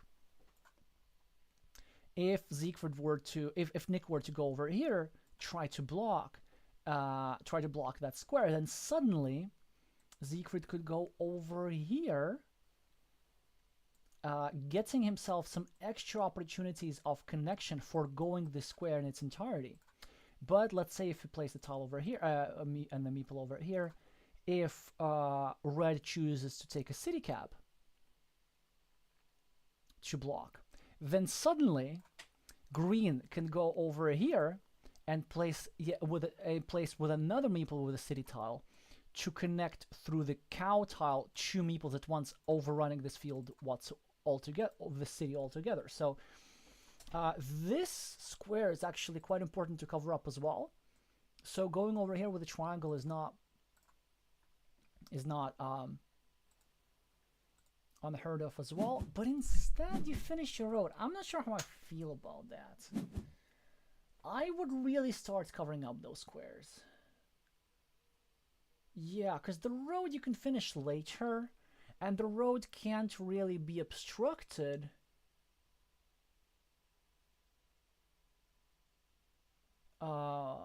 Because there's still some crossroads remaining, and obstructing the road would require Siegfried placing something over here, which would also obstruct his own city. But I guess your idea of having the meeples immediately is appealing. Well, anyway, Siegfried is trying to get his 10-point city finished, and we really don't have that much, but at this point we're really blowing this city up. And I kind of like this because there are only 2 cow tiles remaining, and the city's unlikely to get finished. And in the unlikely event we're not getting any of the 2 cows, at least this side of the city is going to be growed. So we just went for the move which has the most immediate point value. So Hungarian goes over here. Here I might already drop a farmer, but I guess you want to wait until we get over here. So Red seems in a commanding position, 14 extra points on the scoreboard. Green has a little bit of something over here, and over here some threats, but it will get a few tiles will need to happen, will need to be drawn before Green can get to the same level on the scoreboard as Red. And then the problem is this city with just a huge majority. So Siegfried does get a meeple back. He will need to start attacking the city. Nick, you get 3 points, which makes sense. Well, actually, technically, these are 2 points because you're giving 1 to green, but still, Siegfried still doesn't go for the farm just yet. And now, it's a great question. What do we do? Because we know that at some point, green is going to invade this city. This city is worth around 20 points. 1, 2, 3, 4, 5, 6, 7, 8, 9, 10, 11, 12, 13, 14, 15, 16, 17, 18, 19, 21 points. So a move that I'm thinking is maybe going over here and just invading this with the third meeple for security. And at least covering up that invasion square. Or at least preparing in advance from Siegfried invading from here himself, and then from here himself, or from here. Well, the alternative is just takes 4 points, but it's a big strategic decision. Whether you want to win with the ruin and just grab a stronghold on the ruin, whether that's going to be enough. Given that you have a bit of a scoreboard lead as well, I would probably go for the ruin. And maybe even try and threaten its completion. And because the thing is, like, once you have 2 meeples majority in the ruin, then you can build it in every which way. You don't have to worry about building it in a way which gives you connecting which opens up connecting platforms, because at this point the city will be completely secured. What could happen if you do this, if you invest in that city, Siegfried could use his meeple majority, which he is going to have, for farmers. And so I guess that's why you didn't do that and took 4 points, which is probably a move which I would have made in the game. It's just like, in the analysis, I sort of see the idea of invading.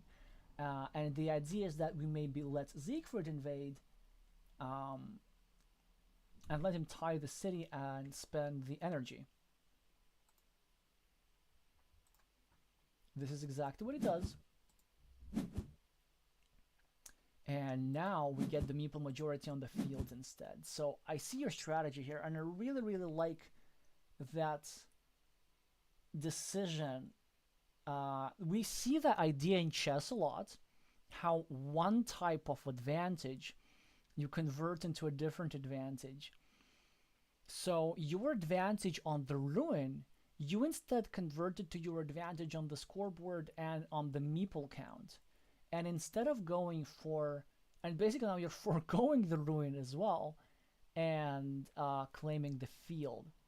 Let's see how that works out, as of course the Hungarian invades the city from another side, and look at this, what's happening. So, I mean, if he's going to finish the city, then we're going to lose the game. So we should try either to re-invade it, or at least limit it so that green stays without meeples for a long time, and then we use our meeples to accumulate scoreboard advantage. And, you know, by dropping city caps in our 12-point field over here. 3-point move over here, I'm not a huge fan. I prefer the 4-point road, and I prefer actually not helping Siegfried with his monasteries. I want green to place this tile over here. And I know the idea. I think your idea was that you want to start blocking this square.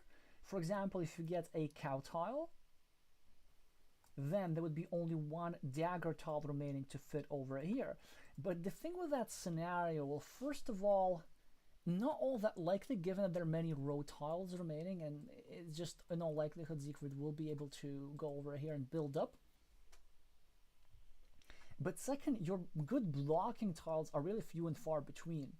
So you have 2 Doritos, you have a cow, and you have the extender. That's about it, because you really don't want to be blocking with city caps. I mean, not for 50-50. You want to just keep dropping city caps into your field. So here I would have preferred the 4-point road instead. But I'm curious to hear your reasoning when you watch this, why sort of the 3-point road. Well, I can understand that the sort of the blocking threat is significant. Then we get to, okay, this is a wonderful move. We're trying to not only complete our monastery, but also put pressure on this square, and we're threatening to either invade or to block that square. And our opponent does not draw a good tile, so they instead just go over here to complete this block. There was still 1 tile remaining, and now there's 0. Well, you get bailed out, but for some reason, I don't know. Why not just take the 4 points? Yeah, I don't get this. We're not in a rush to get a meeple back. There's still 6 more tiles that fit into this square. There's straight lines. You have a meeple advantage already. Like, you're not really needing a third one that soon. So, again, curious, like, why not just the 4 points over here?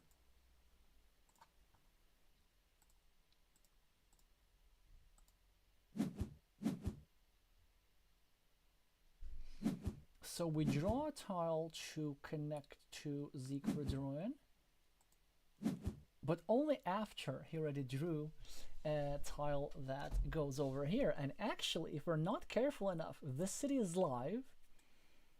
Dorito, city cap. This is all completely possible, and there are a few patterns. So now it looks like we're 25 points ahead, but this is only true so for the scoreboard. -1 in this mini battle, that's 24.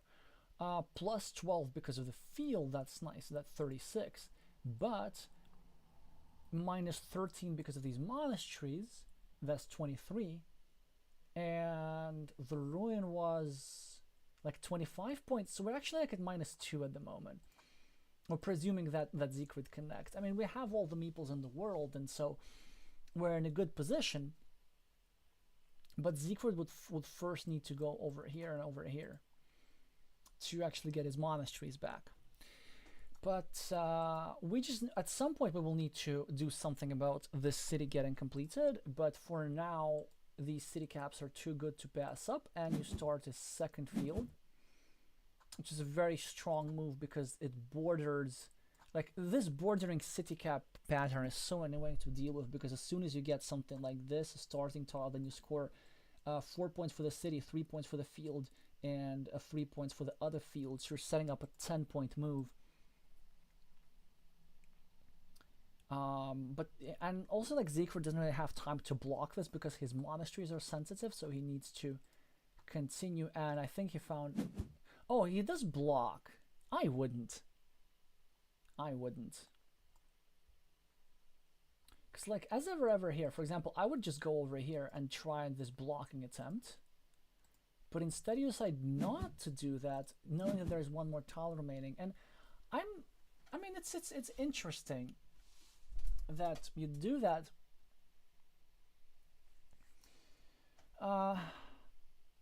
Because it seems to me that sort of it was one of the biggest threats. Because unless if your opponent doesn't get the meeples back, then you just build your field points and they can't do anything about it.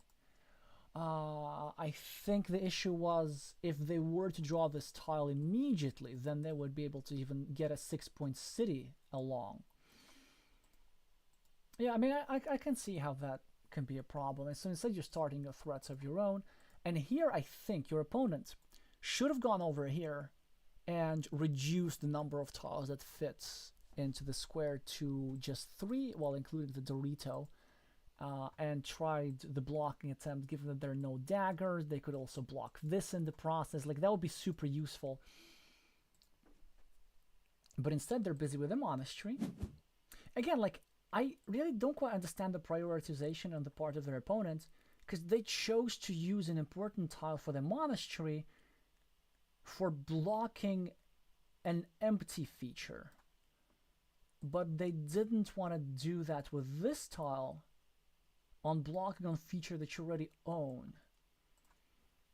So I do question that decision by your opponent, but it's not an easy position for them to be in. Yeah, and as a result, you get that city cap, and I think that's just. I would have meepled in one more city cap. I think. Yeah, I think you should have. With 4 of those remaining. Okay, 3 of those remaining. Well, maybe not. Maybe not. I can see how having extra meeples could be useful. It's just like giving these 4 points to our opponent is a bit of a drag. Anyway, you create an attacking platform against the city, but not sure how useful it's going to be at that point, because you do block.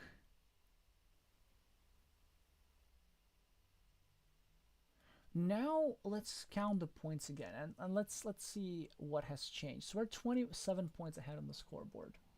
This city, let's just count it, presuming there's going to be a Dorito. 1, 2, 3, 4, 5, 6, 7, 8, 9, 10, 11, 12, 13, 14, 15, 16, 17, 18, 19, 20, 21, 22, 20, 24, 5, 26. So 26 points the city is going to be, so we're just at +1. 0 because of this mini battle.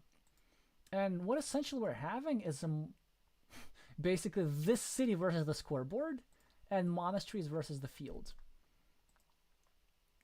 And the monasteries are 15, and the fields are 18 for now.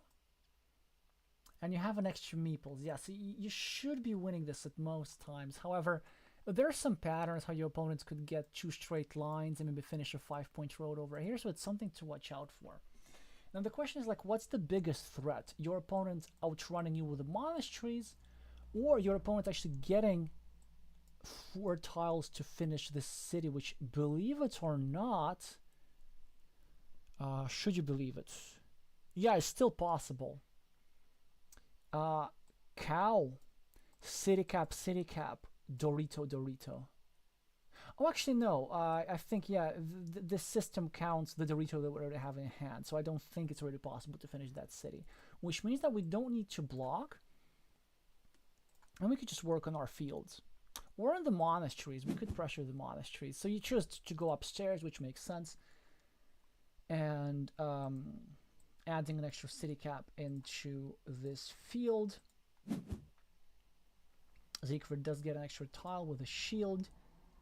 Now, I have some very interesting ideas here. Well, first of all, you could go over here blocking one of the monasteries. Honestly, not the worst idea ever. Or you could go over here and pre-meeple this road, knowing that if Siegfried goes over here, you actually have 2 tiles to give your 6-point road. So that would be an interesting idea.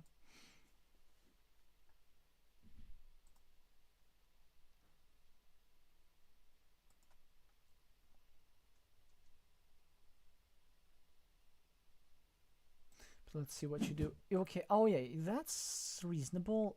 Wow, so you chose to block. Ah, okay, you didn't know that the square was already blocked. So I think the idea was to make sure that these 2 fields do not unify.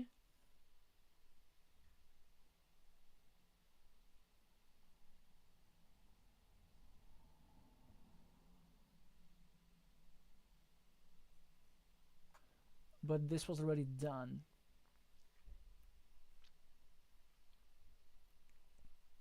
What could have been done instead? Yeah, maybe just over here blocking the monastery would have been a bit more valuable. So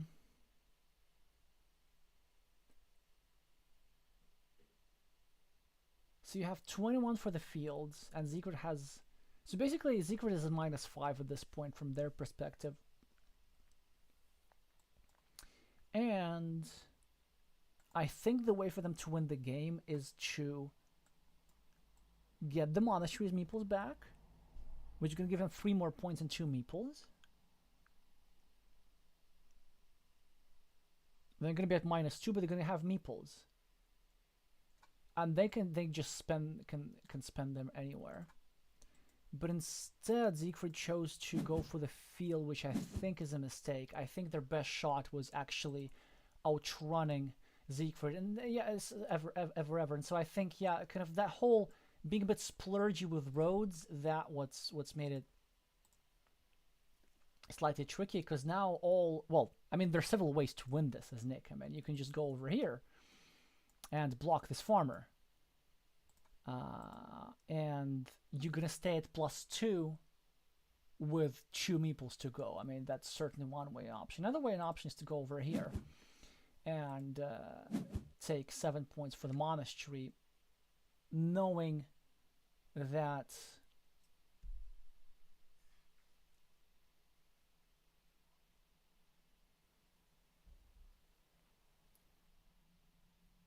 this just already puts you at too much of an advantage. So I think the move for Siegfried here with this tile, because you're already ahead, so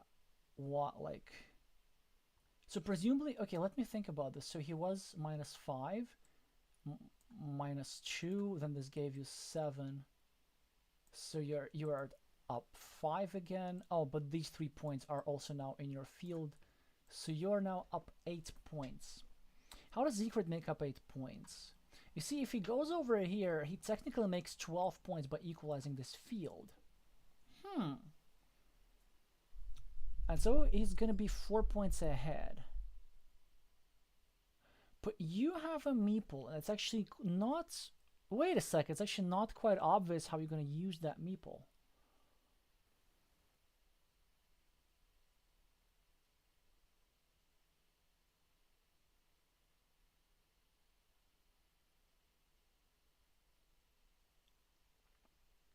I think I know.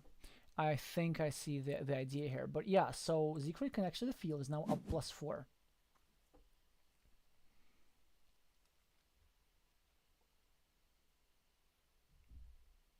If I'm not mistaken, he's up +4.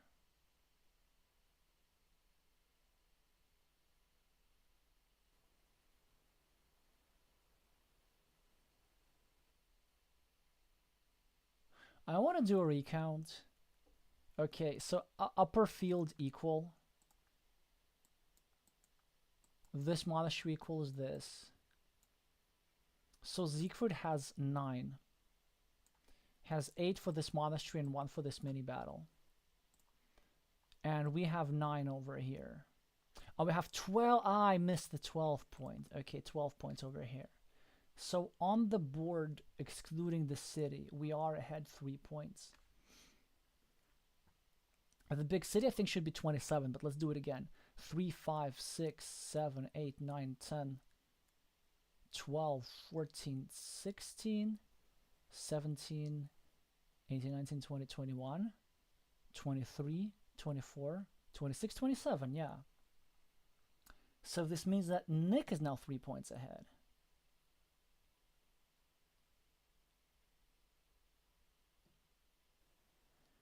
Well, how could Nick lose this game, though? Well, I know. If on the next move, Siegfried gets a road tile, which again, very much doable, then they're going to get 2 points, and they're going to be down only 1 point. And then they will just need to score well.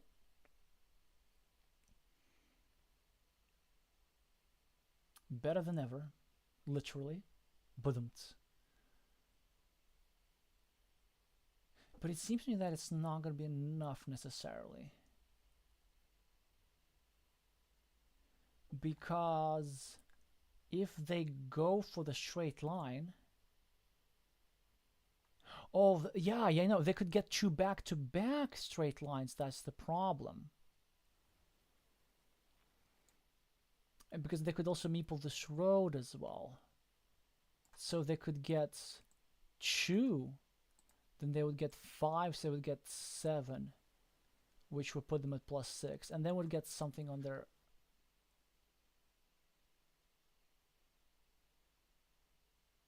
Yeah, they wouldn't have a last turn. So how could we guarantee to make ourselves 6 points in case they draw straight lines? Well, actually, I see that. The move is to go over here and threaten a connection with the monastery. This move will put us as +6, but the only way Siegfried can come up with this many points is them getting to straight lines. This would mean that we get the monasteries, and then we connect to the field. So that's a classic case of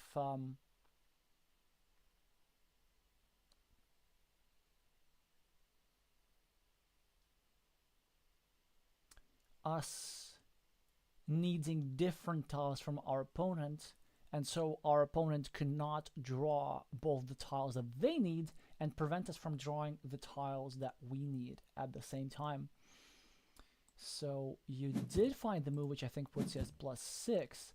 Let's see if they had any winning scenarios over here. So for example, imagine if they get the line now, they're at -4. Yeah, like let's say like even if they were to get, obviously they now got the monastery and they can't get a meeple back, hence they lose this game. But let's say if they were to get the straight line now, they'll be at -4.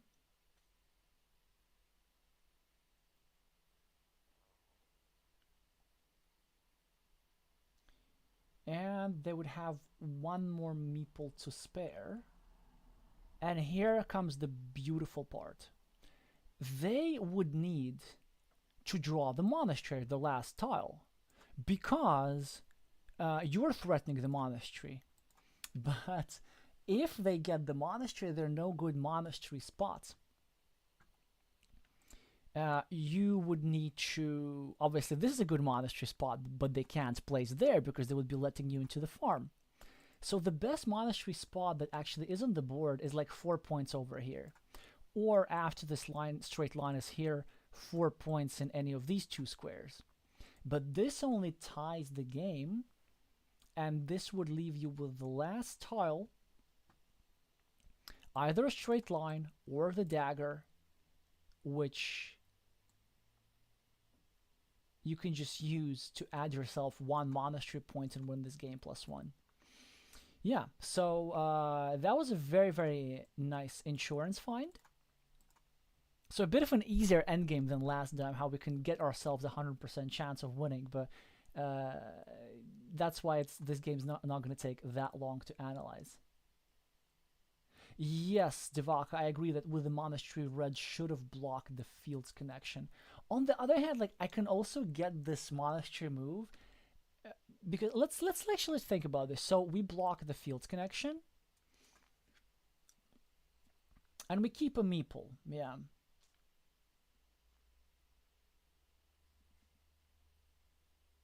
I think really Red's idea was just to force Siegfried having to need the same tiles in many squares, and it did seem work out. But let's just count the points. So let's say if we go over here, we don't take 10 points, but we disallow our opponent taking 9 points. So it's like a 1 point loss, but we keep a meeple and our opponent keeps a tile. This tile they can use like over here or over here.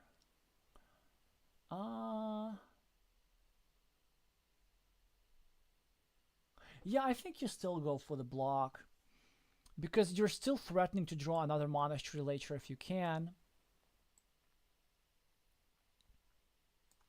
But also there's actually another problem. Okay, you've blocked this one. But then if your opponent gets a meeple back, then because you place this monastery over here, from no. Yeah. Well, yeah, I was thinking of some weird fields connection ideas, but the only thing I see is with 2 back-to-back daggers from here to here like this. So yeah, probably blocking was better, but I definitely see the value of this move is that it's just a lot of immediate points, and it still preserves the opportunity to block, and it's make sure that these guys don't get out. So there are probably several ways to convert this advantage. This one did seem a little bit slim and required more precision. Yeah, so they get the monastery, and we just get, yeah, so they do get their tiles a little bit too little too late, and we do get that one extra monastery point. And because Siegfried didn't have an extra meeple to meeple of the 4-point monastery, we are going to win this game not +1 but +5, I believe. So it's a very interesting game because of some strategic choices, like the way of converting one advantage into another. So we started by building the ruin, by having the ruin to ourselves, by having the majority, by attacking this, and going, you know what? You can have the ruin. I'd rather have I'd rather like score quick points and have the field, and it ended up working. So a very interesting decision strategically, and but what's uncommon about this game is the fact that this sort of conversion of advantage is typically more common with fields. It's like you start by getting your first meeple on the field, and then you build it, and then you realize that you've successfully completed a couple of monasteries or big city elsewhere, and so you actually relinquish control of the field, you stop fighting for it, and you just keep scoring quick points and outrun your opponent taking over the field from you because it takes so much effort. And also in this case, it was a similar dynamic, except it was for a big, very big ruin. So Siegfried needed to spend actually many tiles, well, 4 tiles, on trying to connect to this ruin, while Red was just busy scoring quick points. Yeah, towards the end, I mean, I would have played this game differently strategically. I would have probably just kept the majority on the ruin, and I think that should work out like the vast majority of the time, because like, what is green going to do? So green would just need to finish the 2 monasteries and catch up on the scoreboard, and then build the field. Yeah, I guess that could work in a sense, but then maybe we could add a couple of more tiles to our ruin, and then like threaten its completion or something like this. So yeah, it's a very, very interesting approach. Alrighty, these are our 3 games. So thank y'all for everybody who made it this far. It has been our longest game analysis stream. For those of you who are just tuning in, it has been only 3 games, analyzing it in 4 hours. The last one was a bit of a breeze. I'm going to tell you what's happening next. Next week, I'm going to have a special Azul stream with a special guest. A separate announcement is to follow.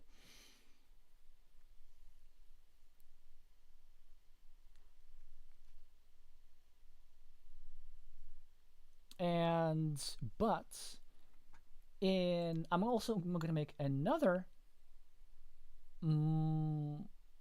announcement that I'm going to be participating in another stream in just 2 hours from now. That's going to be a stream on the Twitch channel of Elias Mochan. That's twitchtv.complexvnh. I'm going to drop a link soon enough. And I'm going to post it in the community tab, actually. And we're going to be exploring some sort of new Carcassonne variant, which is unknown to me. So you're welcome to see for yourself.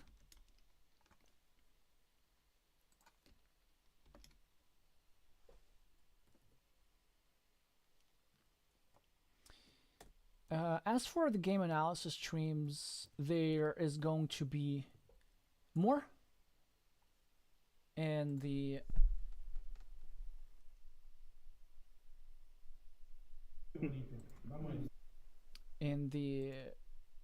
next month probably. Yeah, there's gonna be one in July and one in August. We're gonna keep our regular streaming schedule. There's gonna be every week. There's gonna be one. It's either games reviewers or viewer games analysis, either Carcassonne or Azul. And here's the link, just posted in the chat. In 2 hours, I'll be there for some mystery Carcassonne variant that I'm not aware of. Thank y'all so much for watching, and I'm gonna see you soon.